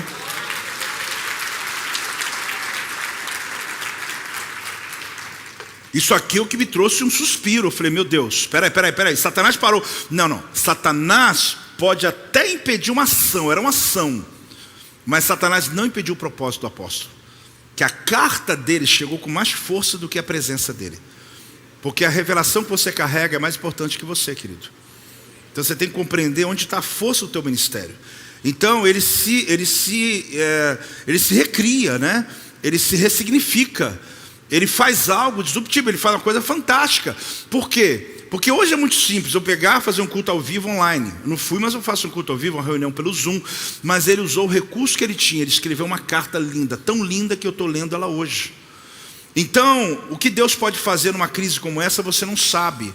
Porque Satanás impediu, não era anjo, não era nada, ele sabia que era o diabo. E é o homem que escreveu o Efésios, né, gente? Então ele não está aqui errando no discernimento. Ele sabe o que é anjo e o que é demônio. Ele falou, aqui é demônio. Só que, como que eu vou entender? Se eu falo em nome de Jesus, ele está lá ainda. A barricada está lá ainda. A cotovelada no boca do estômago veio. Alguém está me interrompendo. Uma estrada ruim pelo caminho. Cada vez uma surpresa. Quer dizer, eu não consigo chegar. Tem duas opções. Vou desistir. Agora, se eu sei quem me chamou, se eu tenho a minha certeza, aquele culto que eu vim aqui no Projeto Vida, tinha 10 pessoas, tinha 20 pessoas, mas eu sei quem me chamou, eu sei que é a palavra de Deus. Mas 2 anos passaram, 3 anos passaram, 4 anos passaram, meu Deus, tem 80 pessoas, não vai, as pessoas entram, um monte de gente sai, mas eu me lembro que foi Deus que me chamou. Então, esse Satanás que está me impedindo, ele vai uma hora, vai ter que sair da minha frente. Tem alguém entendendo que você tem que manter a sua posição, meu irmão? Pode dar glória aí, vamos lá, faz um barulho aí para acordar o irmão. Olha bem, o que importava o apóstolo chegar lá? Separar a igreja, aliás, cuidar da igreja, encorajando e instruí-los. Então qual era o objetivo de Satanás? Separar a igreja do encorajamento e instrução do pastor. É isso aqui, essa é a conclusão. Só que aí o apóstolo Paulo escreve aqui, olha, capítulo 2, 17. Ora, nós irmãos orfanados por breve tempo, porque ele está falando, para aí, eu vou chegar aí, o diabo está me impedindo, mas eu vou chegar, de vossa presença, não porém do coração, com tanto mais empenho, diligenciamos, com grande desejo de ir ver-vos pessoalmente. Então, longe da vista, mas não longe do coração. Fala comigo? Longe da vista, mas não longe do coração. Paulo está dizendo, essa história que eles estão contando aí que eu não valorizo vocês, não é. Eu estou tentando ir, eu tentei mais de uma vez, ele está escrevendo para poder a igreja entender que ele não conseguiu chegar. Mas eu não estou vendo vocês, nem vocês me vendo, mas no meu coração eu estou orando por vocês. Então Paulo, ele está dizendo o quê? Eu não vou sair da minha posição. Eu não vou sair do meu propósito, porque Satanás está me impedindo. Então a grande angústia era a distância, a dificuldade, ele não conseguindo chegar. Satanás nos barrou, ele diz que Satanás nos impediu. Haviam pessoas infiltradas do inferno na igreja de Tessalônica, aproveitando a ausência do apóstolo. Irmão, parece até que é hoje, né? Que demônio, gente. Já te mostrei a regência dos amalequitas. Esse aqui, não sei que nome que eu dou não. Capeta. Porque o apóstolo não está presente, fizeram a festa. Só que tinha Timóteo. Graças a Deus tem equipe, né? Paulo mandou Timóteo. Não barraram Timóteo. Timóteo foi lá, falou para eles, ministrou, trouxe relatório para Paulo. Paulo escreve a carta chega até eles, ele salvou a igreja. Por isso que eu te digo que você pode ser barrado, mas sua equipe não vai ser. Você está entendendo? Satanás pode ter tentado com mas não vai conseguir pegar todo mundo. Por isso que uma das maiores revelações que eu recebi na minha vida, em 96, eu sempre falo, onde há concentração de poder, tem concentração de demônios. Onde há descentralização de poder, tem descentralização de demônios. Então, tem que confundir o inferno. Quer me pegar? E ele também. E ele, aqui lá você deu bobeira, passou. Não tinha um brinquedo que a gente brincava na rua assim? Você não brincava na rua não, né? Que a gente dividia o garrafão aqui, aí passava no meio, tal. Acho que a gente imitava o futebol americano, né? Aqui no Brasil, acho que hoje eu vejo. Meu irmão, de repente um passava, passou, já era. Então alguém da tua equipe vai passar, meu irmão. Se você está sozinho, você não consegue, mas se você tem uma equipe, me parou aqui, você está de bobeira lá, orando lá e tal, o Satanás falou, parei ele falou, Satanás, você não está entendendo, você está aqui comigo agora, já tem 3 lá dentro. Não é forte isso, irmãos? E foi o que aconteceu aqui. Então, a resistência está denunciando o valor da minha chegada. A resistência está denunciando o quê? O valor da minha chegada. Quando eu tenho crise quanto ao meu chamado, irmão, esquece tudo que eu falei. Porque aí tu vai, primeiro embate eu vou desistir. Primeira situação eu vou fechar, já falei, fechar a igreja não se fecha, porque a igreja nasce, né? Ou tu mata, ou tu continua, porque ela não foi aberta, ela nasceu. Então, aí fica ruim, né, irmão? Agora, eu não estou querendo colocar ninguém aqui preso a um ambiente como esse. Apóstolo, então tem que ficar a vida inteira nessa condição? Não, ninguém é obrigado, irmão. O dia que o ministério se tornar obrigação, você tem que começar a questionar sobre isso. O dia que eu estou indo para o ministério para pagar a conta de luz, aí, meu irmão, você pode começar a já dar tchau para ele. Porque o dia que você está tirando a oferta para pagar a conta e não libertar a tua igreja, é melhor você levantar outra pessoa. Porque você está administrando a igreja, você não está apacentando a igreja. Que silêncio é esse, meu Deus do céu? Isso me deixa preocupado. Uma linha de impedimento pode ser real, como uma barricada, sim ou não? Pode ser emocional, como um bloqueio que paralisa, sim. Pode ser espiritual, porque o diabo está resistindo à sua chegada. Então ela pode ser emocional, ela pode ser real, ela pode ser espiritual. Ela pode ser. Eu tenho que entender qual é essa linha. Agora tem linha imaginária. Tem linha o quê? Imaginária. Irmão, tem jeito. O nosso cérebro, ele pode te promover ou pode te derrubar. Por quê? Pensa comigo em 2 carros. Eu não sei qual é o teu. Um é um carro 1000, mais novinho, com 96 cavalos de potência, e que você acelera. Se pegar no galeio vai até 140, mas normalmente 120 tal. Tu tem do lado dele um carro com 500 cavalos de potência. Esse carro faz de 0 a 100 em 3 segundos. Só que os dois estão do lado do outro. E eles estão andando numa estrada onde tem um sinal, tem um radar, que você tem que andar a 40 km por hora. Quanto que esse carro 1000 vai andar? E quanto que esse carro de 500 cavalos de potência vai andar? 40. Por quê? Porque não tem a ver com o potencial que ele tem. Tem a ver com a placa, com o aviso e com que aquela lei está dizendo que ele pode andar. Então, ali naquele momento, eu dou tchauzinho para o grandão e falo, estamos iguais agora. Né? O que adiantou esse monte de cavalo aí? Não adianta nada. Porque nós, na hora de acelerar, nós estamos na velocidade que os dois podem, 40 km. Só que o nosso problema é que o nosso cérebro está cheio de placas do mesmo jeito, que são sinalizações que nós colocamos aqui, que Deus nunca te falou, que a Bíblia não tem, que eu não sei onde arrumaram isso, que uma teologia torta colocou nas pessoas, um monte de limites que o ser humano colocou dentro dele, que não pode, não dá. Irmão, já falei, você não pode só pecar, irmão, o resto vão para cima. Aí, você colocou as placas de sinalização num motor que o Espírito Santo que está aí dentro, irmão, tem cavalaria aí. Tem velocidade aí, meu irmão, a coisa é forte. Só que tu está andando a 40 por hora. Suviano. Com aquele potencial inteiro de Porsche, está andando. Irmão, o carro até estraga, sabia? O carro foi feito para correr. Ele está esperando a próxima marcha. Ele está até fazendo um barulho esperando. Você está ali. Por quê? Não, que eu quero proteger meu carro. Irmão, então compra o outro. Compra o carro 1000.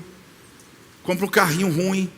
Você quer andar devagar? Então compra um carro ruim que anda devagar, irmão. Agora, se você quer velocidade, ou você tem um equipamento, não adianta, irmão, não adianta eu pegar uma guitarra aqui de 30 mil reais e colocar num guitarrista ruim. Porque o que vai fazer acontecer não é a guitarra de 30 mil reais, é o meu músico que vai ter que fazer. E a mesma coisa para tudo na vida. Então não adianta Deus te dar uma igreja grande se você tem uma visão pequena. Se você vai andar na sua velocidadezinha porque você é conservador, não que eu estou indo. Então, irmão, fica na tua vida. Eu estou criticando alguém aqui, quase, né? Mas não, eu não estou não. Está quase, mas não estou não. Agora, na Alemanha tem Autobahn. Inclusive ela foi criada lá. Meu discípulo ali de Portugal, não sei se em Portugal também tem, ele hoje mora em São Paulo. Acho que em Portugal não tem, mas na Itália tem, já andei também na França. O que acontece? A Autobahn na Alemanha, ela começou na década de 40, onde tinham carros que nem eram muito velozes. A Autobahn é uma estrada que eles te aconselham a andar 130 por hora, te aconselha, mas você pode andar na velocidade que você quiser. Só que tem um detalhe, tem estrada para chegar no mesmo lugar que não é Autobahn, quem está entendendo? Agora quem pega a Autobahn é para andar como? Aí eu estou lá, um grupo de amigos, numa moto, que anda até 200, eu não sou nenhum amante de velocidade, eu não sou mesmo, eu gosto do trajeto. Ô mulher, explica aí o que você está falando aí. Viu como é que é ruim pregar perto da esposa? Fala, o que você falou? Foi mais forte que você? Oi? Ela disse que eu gosto de correr, então vou tentar consertar. Mas correr que você está falando, correr muito, né? Não é tão muito, né? Porque tem um pessoal de moto que é o grupo do 300. Vocês sabem disso, quem anda de moto sabe, que dá 300 por hora. A minha moto não é disso, é uma Big Trail. Aí eu estou lá, ela vai bastante. Aí eu estou na Autobahn. A equipe que está com a gente falou assim, aqui é o único momento que vocês podem ficar à vontade. Por quê? Porque nós estávamos em 18 motociclistas, eu estava com um grupo de 7, meio que um grupo meu, e a gente saiu na frente, todo mundo foi embora. Aí está lá, 120, 140, 170, 180, 200, 205. Quando eu olhei assim, eu lembrei das crianças. Lembrei da mulher. E depois da igreja. Um dia eu falei isso na igreja, não sei porque a igreja ficou com raiva de mim, mas eu falei verdade. Aí você não freia, você pode frear, né? Vai foi. Quando eu estou a 120 por hora curtindo, meus colegas vazaram. Eles foram embora, nem quiseram saber porque que eu parei. Porque Autobahn, meu irmão, não tem nem lugar para você parar. Ali quem entra é para correr. Aí quando eu estou aqui os 130, está começando os carros, buzina, farol alto, e mostrando a mão para mim assim, ó. Tal, não era assim não, mas porque eu não posso mostrar aqui. E tal. Eu tô parecendo um coroa andando a 40 por hora numa estrada da Dutra, porque lá 130 é 40. Aí eu tô olhando aquilo, eu tô sendo empurrado, não tem jeito. Aí eu mantive um 180. Por quê? Porque ali é perigoso andar 130. É o contrário. Você vai causar acidentes, arrumar problema. O que estão dizendo para mim? Meu amigo, você vai andar assim, vai para aquela outra estrada. Vai curtir tua viagem, vai lá. Porque tem estrada também para você. Tem até para velocípede lá, andar devagarzinho, tem para todo mundo. A igreja tem velocidade para todo mundo, irmão. Só que quem entrou na Autobahn, meu irmão, tem velocidade. Então, pode dar uma salva de palma aí. Você está estragando. Não tem a ver com habilidade, não tem a ver com nada disso. É porque o motor que está andando ali, eu estou andando a 180, passava carro por mim, a 300. Por quê? Porque lá é para andar correndo, lá é o contrário. Anda devagar, você causa acidente. Tem gente que não tem maturidade para isso. Você sabe, né? Porque tem gente que não tem maturidade para a liberdade. Agora, por que eu entrei nesse tema? Porque aqui hoje, isso aqui é Autobahn, irmão. Ok? É Autobahn. Então você tem que entender, se você quer entrar e você quer romper, seja honesto, se você está disposto realmente a pagar o teu preço. Porque do contrário, você atrapalhou muita gente a romper. Porque lá dentro, eu fui estimulado. Quando eu estou no Autobahn, isso acontece com você? Eu não corro, tu vai correr. Tu vai. Não, mas eu não passo, tu vai passar. Sabe o que você vai passar, irmão? Já sabe a resposta, né? Porque o lugar vai te estimular. Porque lá é perigoso andar devagar. Porque o lugar está todo mundo correndo. Lá a velocidade é alta. Então escolha com quem você vai andar. Porque talvez você está andando com gente que tu dá 60 por hora já está se achando rei. Meu irmão, anda com gente que está na velocidade. Para ver se o teu ministério... Ei, acorda aí, irmão.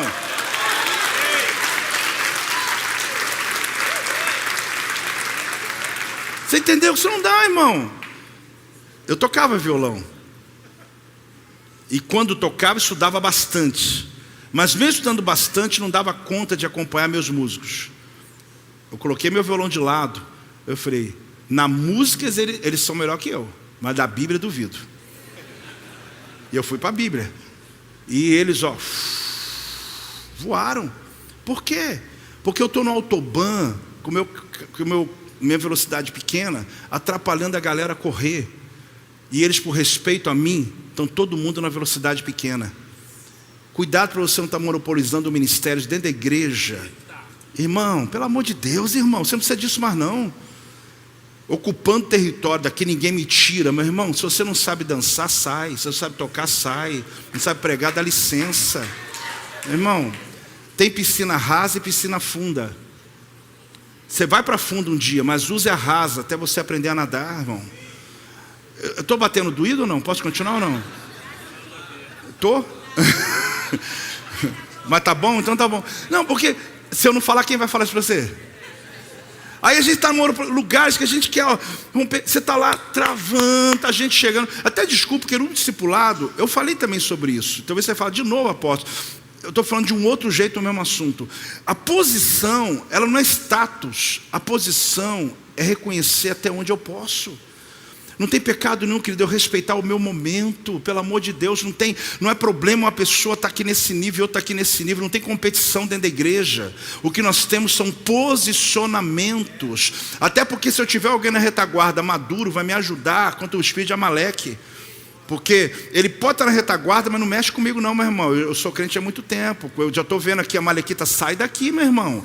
Agora, por quê? Porque ele pode não estar no alto da velocidade dele, mas ele tem maturidade. Então, cada um no seu lugar. Agora, o nosso problema é falta de posicionamento e pessoas fora do lugar. E que não sustenta o lugar. Nós tivemos uma grande crise num lugar, numa denominação, onde a pessoa assumiu um lugar, ao invés dela devolver o que ela assumiu, ela foi e tomou decisões radicais e acabou com tudo.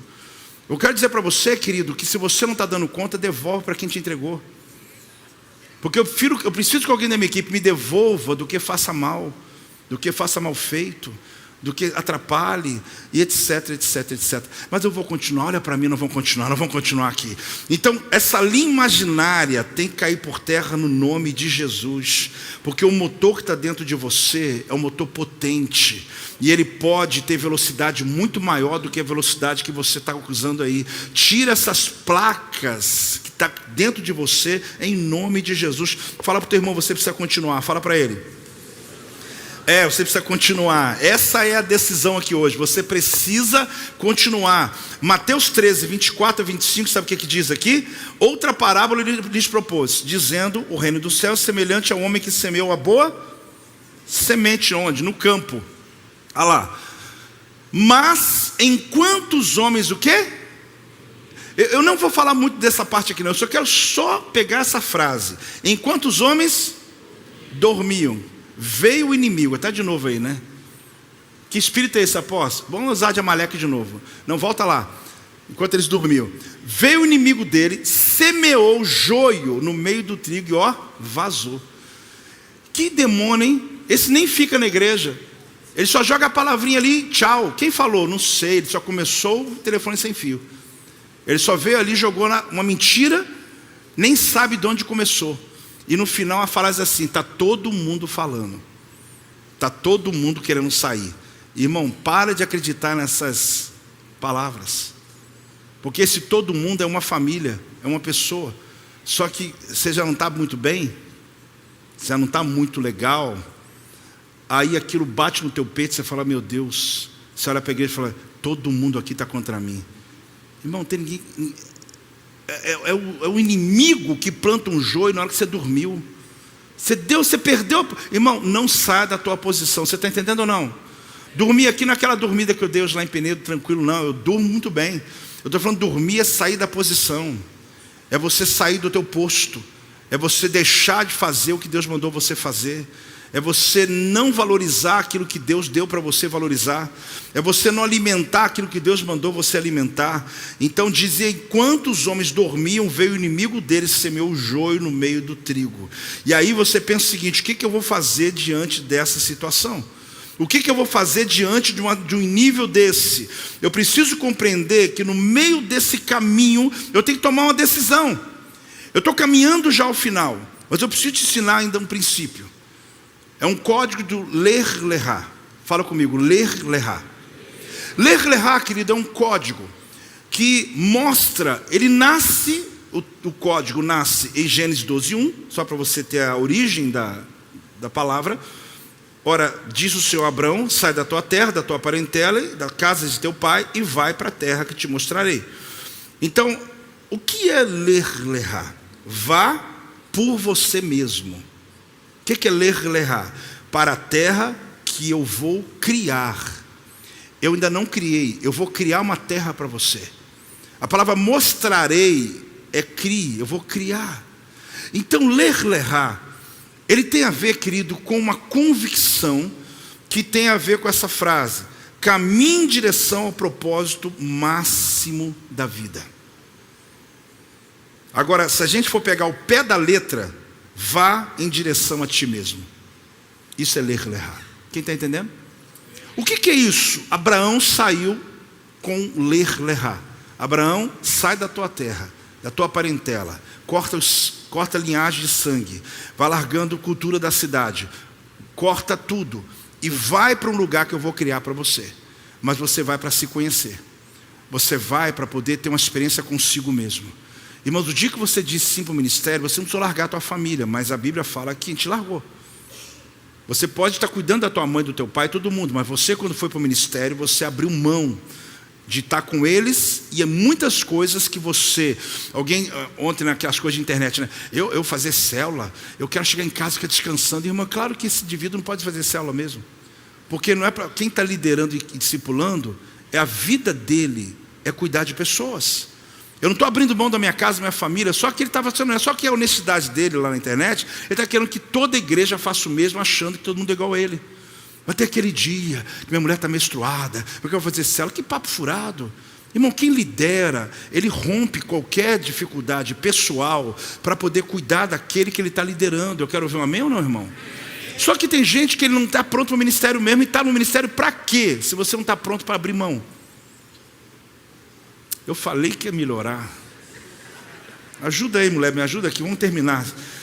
O chamado de Deus para uma peregrinação de autoconhecimento. Então fala comigo, ler, lerá. O que é esse código? Ele é um código que eu carrego na minha vida. Eu ainda estou conhecendo quem é o Joel. Eu ainda estou auto me conhecendo. Eu estou ainda no meu caminho para a terra que Deus está criando para mim. E à medida que eu avanço ao chamado que Deus fez comigo lá no passado, Deus vai revelando a vontade dele sobre a minha vida. Agora, como que eu posso dizer que acabou se Deus falou que não acabou? Como que eu posso dizer que está dando errado se Deus está dizendo que está dando tudo certo? Como que eu posso achar que o meu momento é pior de todos se faz parte de um plano, um projeto continuado de Deus para cumprir a missão principal que Ele tem, ler, lerá. Eu estou caminhando para conhecer a mim mesmo. Eu não estou caminhando para o sucesso, para as pessoas me ovacionarem, para a influência, para me reconhecer. Não, eu estou atrás de mim. Eu estou há anos me descobrindo, eu estou me expondo a maiores desafios, eu estou vendo como Deus é comigo enquanto eu ando. E quando você tem convicção, pessoas vão andar com você, querido. Você precisa entender que tudo converge no discipulado. E eu disse para você que, para mim, uma das coisas mais fantásticas hoje no ministério é essa. Eu de fato termino com essa última frase e dando a você o entendimento dela: alimente o que Deus fez viver em você. Fala comigo.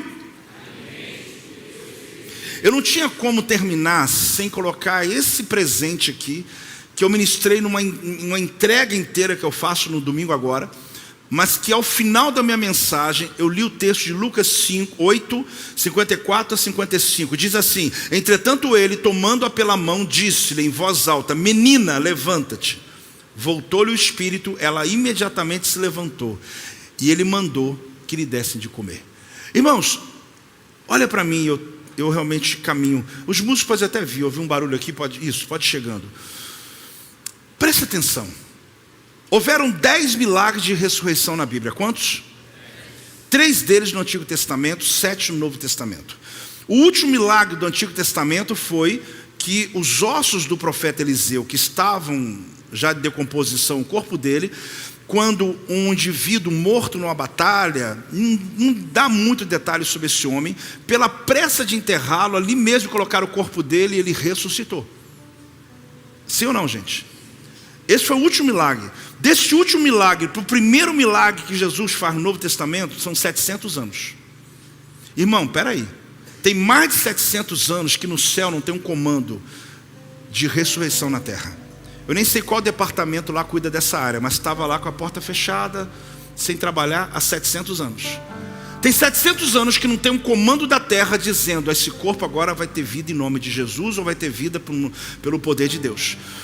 De repente Jesus interrompe 700 anos de silêncio, dá um comando no céu, e o céu obedece. Na terra uma menina se levanta, a família se assusta, algo tão grande acontece, os anjos estão se movendo dizendo: alguma coisa está acontecendo na terra. Eu não estou exagerando, porque é ressurreição. Aí Jesus fala assim: não esquece de dar comida para ela. Peraí, gente, peraí, vamos festejar o grande, o maravilhoso, o majestoso. Comida, irmão. É claro que papai e mamãe vai dar comida para a menina que acabou de ressuscitar. Você já ficou doente? Meu irmão, papai e mamãe trata você bem demais se não está doente. Comida é a primeira coisa que te dá depois que você está curado. Agora, Jesus deixou a frase: dá de comer. Sabe por quê? Alimente o que eu acabei de fazer viver. Porque sabe qual é o nosso maior problema? É que o Jesus veio e restaurou o teu ministério, e você parou de alimentar ele. Jesus restaura o casamento que estava acabado. A irmã orou pelo marido durante 20 anos, ele se converteu, casou, não ora mais para ele não. Porque ela achou que agora converteu, acabou. Irmão, um milagre não é o fim, é o começo. Sabe o que é o nosso maior problema? É que a gente está alimentando aquilo que não tem que ser alimentado, e está deixando inanição aquilo que era para ser alimentado. Irmão, você está no ministério, mas eu tenho que ler Bíblia todo dia. Irmão, essa pergunta você nem tinha que fazer para mim. Essa pergunta você não tinha que fazer para mim. Porque é impossível alguém que está pastoreando não acordar com a Bíblia do lado dele. E teve devocional, oração, tempo com Deus. Ah, mas eu tenho trabalho secular, eu sou bivocacional. Essa palavra está tão bonita que eu estou usando ela direto agora. Que no meu tempo não existia, né? Bivocacional. Irmão, não importa, acorda 2 horas antes, se vira. Só que não pastoreie se você não está alimentando o que Deus ressuscitou. Agora, começa onde? Primeiro em mim. Porque houveram coisas mortas dentro de mim, que num culto, numa reunião como essa, que eu espero que Jesus esteja ressuscitando hoje aqui ministérios, que Deus, por a misericórdia dele, usou alguém lá, que aquela palavra, aquele testemunho, aquela coisa me acordou. Você deve já ter vivido isso. Eu já, irmão. Às vezes eu não tinha nem tanta expectativa naquele dia, e Deus, uau. Eu tenho cenas aqui na minha mente. Eu me lembro de uma delas que nunca mais saiu. Eu estou indo para Manaus, aqueles eventos Manaus, ida e volta, encontro. Eu não sabia nem qual o nome do encontro mais, porque era encontro disso, encontro daquilo. E glória a Deus pela vida do apóstolo Renê, porque ele tinha uma visão lá, tem encontro, eu ia. Um dia, eu chego lá, Deus sabe como eu estava. Ele pregou um dia, pregou outro dia. Eu só me lembro de uma cena, eu deitado no chão. Aquilo foi prosconeu mesmo, que é no grego adoração. Não estava adorando ele não. Mas a palavra que ele começou a falar, meu Deus, aquilo veio cortando. Eu sou tímido, eu sou sanguíneo aqui, mas no relacionamento, no dia a dia, eu sou tímido. Eu me vejo deitado no chão, segurando o pé dele, e ao mesmo tempo minha alma dizendo: está pagando mico, sai daqui, sai daqui. Mas eu não me aguentava, porque aquilo ali estava me ressuscitando, aquilo estava me levantando. Não era a pessoa dele, apesar dele ser um homem de Deus, mas era a palavra que Deus colocou na boca dele. Aquele momento tinha a ver com o momento, com tudo. Já viveu alguma coisa assim ou não? Eu já. Irmão, agora olhe bem. Deus vai lá e te ressuscita. Aí tu vai para casa e não alimenta mais o que Deus ressuscitou. Jesus fez um milagre lindo.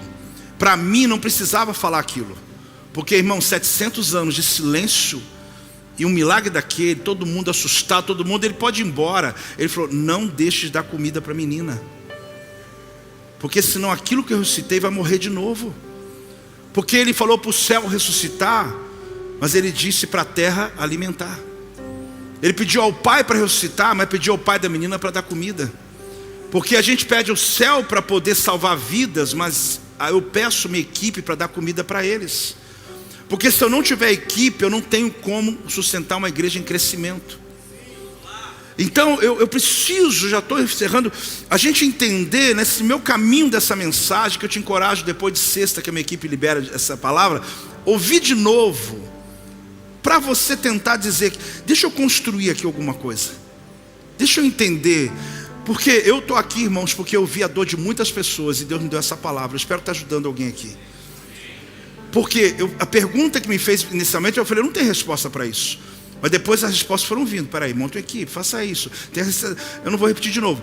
Mas eu termino dizendo, alimente o que Deus suscitou em você. Agora, olha o que eu escrevo a respeito disso. Porque para mim, irmãos, o grande segredo de tudo se chama discipulado. Qual que é o segredo? É a ferramenta mais importante de um ministério, se chama discipulado. A arma espiritual mais poderosa de um ministério se chama discipulado. A estratégia mais eficaz para uma multiplicação se chama discipulado. A revelação mais exponencial que Jesus deixou se chama? Pode falar. Transformação mais verdadeira que pode ser provocada é pelo discipulado. Então, lembra que eu falei? Discipulado é o acontecimento mais prático que existe. Não tem que ter sala, não tem que ter livros, não tem que ter nada. Só tem que ter uma pessoa para ensinar e uma pessoa para ouvir. Então nenhum de nós tem desculpa porque não discipulou. Porque se você não está rompendo, irmãos, não pense que as estratégias fez sua igreja romper. Vai ser discipular pessoas para tornar a sua equipe. Forme pessoas e pessoas vão multiplicar. Forme pessoas, gaste tempo com elas, ensina quanto tempo for necessário, forme pessoas. Pastor, eu já fiz isso, faz de novo, faz de novo, faz de novo, faz de novo. Pode acreditar, uma hora os filhos vão começar a te dar filhos. Uma hora eles vão começar a romper e vão te honrar. Por quê? Porque primeiro você faz, eles te observam. E agora você observa e eles fazem. Só que tem gente que está querendo observar sem primeiro fazer. E tem gente que está na hora de observar e está fazendo. Você tem que achar o teu momento, querido. Se o teu momento agora é de ensinar, ensina. Está pequeno, então ensina. Ah, mas não torna nada chato ou exaustivo, não. Torne um ambiente agradável. Para crianças dá balinha. Faz churrasco, qualquer coisa, irmão. Inventa uma moda, mas leva as pessoas a sentar com você. Mas é claro, aquele que não quer, não adianta insistir. Você tem que ter gente que está pedindo para você. Tem pessoas que tira folga do trabalho. Se você disser para ela, vem aqui em casa hoje, você sabe que tira. Por quê? Porque ele quer crescer, ele quer aprender. Você não precisa falar para muita gente. Jesus falou para 12, gente. Moisés levantou só Arão e Ur, foi suficiente para segurar o braço dele. Começa com 2 aí, pega Arão e Ur e fala, vem cá. Porque quando a tua dor chegar, você vai ter alguém para falar. Alguém que vai entender a sua dor, que vai te ajudar. Irmão, ninguém cresce sozinho, ninguém rompe sozinho. Que essa mensagem, ela possa inspirar você, líder. Que essa mensagem possa inspirar os meus discípulos. Alguns que não pôde vir porque estão online. Alguns que estão perto, mas não veio, porque não estão entendendo mais que ele só rompe se tiver no discipulado. Você fica triste? Claro que fico. Se um discípulo meu chega aqui no início e no final não está, para mim ele está achando que não precisa mais. Se ele não vem, logo eu sei que eu vou ter problemas. Logo, questão de meses. Eu não estou aqui amaldiçoando, eu estou dizendo porque é natural. Porque quem não come, querido, morre. Agora quem está dentro de casa tem comida. Porque o que Jesus falou? Dá comida para essa menina. Quem está dentro de casa, irmão, não falta comida. O problema é quem está fora de casa. A mesa está posta, você fez a maior refeição, só que seu filho está lá na rua comendo porcaria. Mas não é porque não tem comida em casa, é porque ele não está em casa. Agora, para quem está dentro de casa, Jesus falou, dá comida para essa menina, porque eu acabei de ressuscitar essa menina. Então hoje, em nome de Jesus, que vem, irmão, eu não quero ter uma mensagem aqui, um coxo de retalhos, é manter a posição, mas uma palavra que eu quero deixar para você, discipulado, que forma equipe, que vai dar a você alívio, que vai ouvir a tua dor. Não tem um estágio que você esteja aqui que você diga, para mim discipulado não funciona. Irmão, não tem um estágio. Seja quem está começando, quem está 30 anos como eu, o discipulado é que vai sustentar. O discipulado é que vai garantir o crescimento, vai sustentar quem está dentro, vai expulsar o espírito de Amaleque, discipulado. Porque as pessoas vão estar ali com você, na mesma linguagem. Quem recebe essa palavra? Você pode se colocar de pé? Você pode dar uma salva de palmas ao Senhor? Moisés se cansa. O apóstolo Paulo foi impedido por Satanás. Se você olhar, Jesus ressuscita uma menina e diz: se não alimentar, ela morre. Ou pelo menos é o que ele me mostra ali. Eu não sei se você se cansou. Eu não sei se você fazendo, tendo certeza, mas o diabo está impedindo você. Tem uma barreira, é cotovelada, e você está, meu Deus, eu não consigo. Eu não sei o que Deus ressuscitou em você e está morrendo. Mas eu quero muito que você que tem hoje entendimento dessa palavra, que tem uma voz dizendo: é hoje. Hoje que eu ressuscito isso. É hoje que eu te posiciono. É hoje que eu te coloco de volta. Se as camadas tamparem essa luz do meu chamado dentro de você, é hoje que eu arranco tudo isso. Se você sente Deus falando com você, te impulsionando, a gente está adorando a Deus, mas sai do teu lugar e venha para o altar. Mas venha com essa disposição. Você pode ajoelhar ou não, não precisa. O importante é que você venha querendo: Deus, eu quero dar esse passo, porque a sua dor foi ouvida. A minha oração é que esse nosso encontro aqui hoje, ele possa nos provocar um nível de conquista. Ele possa levar a equipes que Deus está levantando a partir de você. Esse é o teu momento com Deus. Esse é o teu momento com Deus. Esse é o teu momento com Deus. Comece a orar, queridos. Você que está aqui no altar, você que está aí no teu lugar, você que está aí online comigo, comece a pedir a Deus. Talvez você se lembre de alguma frase que eu falei, de alguma lembrança que o Espírito Santo trouxe enquanto eu falava. Lembre isso agora a você mesmo. Pregue para você mesmo agora. Fale consigo mesmo agora. Pode ir aproximando mais, pode chegar. Isso, é hora de você dizer: Deus, eu entendi que eu não estou aqui à toa. Deus me trouxe aqui nesse lugar hoje. Deus está ressuscitando o meu ministério. Jesus ressuscitou aquela menina e disse: dá de comida para ela. Talvez você está alimentando pouco aquilo que Deus ressuscitou em você. O chamado que Deus tem para a tua vida há muito tempo está sem comer, está sem receber. Mas hoje o Espírito de Deus te acorda, te desperta. Discipular pessoas não tem muita coisa que você precisa, não. Você precisa só ter o coração queimando. Você precisa ter aquele chamado vivo, que as pessoas vão olhar em você, e elas vão querer andar com você. Não se trata de cumprir meta, não se trata de protocolo, não se trata de ter que ter multidão, nada. Se trata de fazer aquilo que Deus te chamou para fazer na terra. As multidões são consequência, o sucesso é consequência. Pode acreditar no que eu estou te falando. É tua vida com Deus é que vale a pena. Estar diante de Deus é que vale a pena. Tem gente que acha que estar no altar pregando pode ser o glamour de alguém. Eu amo é quando eu estou na minha casa. Eu amo é quando eu estou na presença dEle. Eu amo é quando eu estou lá, eu e Ele. O altar é só consequência. Não acho que o altar tem a ver com sucesso. Pregar para 1.000, 10.000 pessoas é sucesso. Isso não é sucesso. Sucesso é quando você está na presença dEle. É quando você fala com Ele. É quando você sente que Ele está contigo.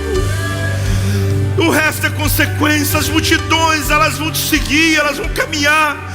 Pai, em nome de Jesus, traz um batismo aqui nessa manhã. Pai, em nome de Jesus, traz um batismo aqui nessa manhã. Aqueles que perderam a posição, que saíram da posição, que de alguma maneira arrefeceram no teu chamado, meu Deus, em nome de Jesus, olha para esse altar, olha para esse lugar, meu Deus, olha para cada um dos teus filhos agora. Eu te clamo por teu amor, ó Deus. Ressuscita chamados, ressuscita ministérios, ressuscita casamentos, ressuscita paixão, ressuscita criatividade, ressuscita o amor, ressuscita o discipulado, ressuscita, meu Pai, o chamado. Meu Deus, meu Deus, meu Deus, meu Deus. Lucas falou sobre aquela menina, mas Marcos, ele deixou um segredo, um código: Talitha cumi. que alguém colocou Talita Cumi, mas é Talita Cumi. Menina, levanta.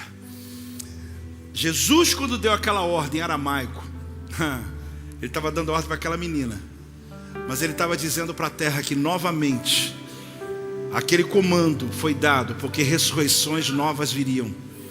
Todo milagre que Jesus realizou, querido, não é um milagre, é um portal que ele abriu para os próximos. Ele abriu o portal da ressurreição 700 anos depois. Talita Cumi. Eu termino hoje dizendo para você, o código de Ler ficou claro para você. É uma caminhada sem volta. Você nunca vai deixar de andar e se conhecer, andar e se conhecer. Mas a palavra de ordem é Talita Cumi. O Senhor está dizendo, menina, alma, levanta. Você, teu ministério, tua igreja, tua equipe, tua vida. Talita Cumi. Deus te abençoe. Até o próximo discipulado. Amo a vida de vocês. Dá uma salva de palmas ao Senhor.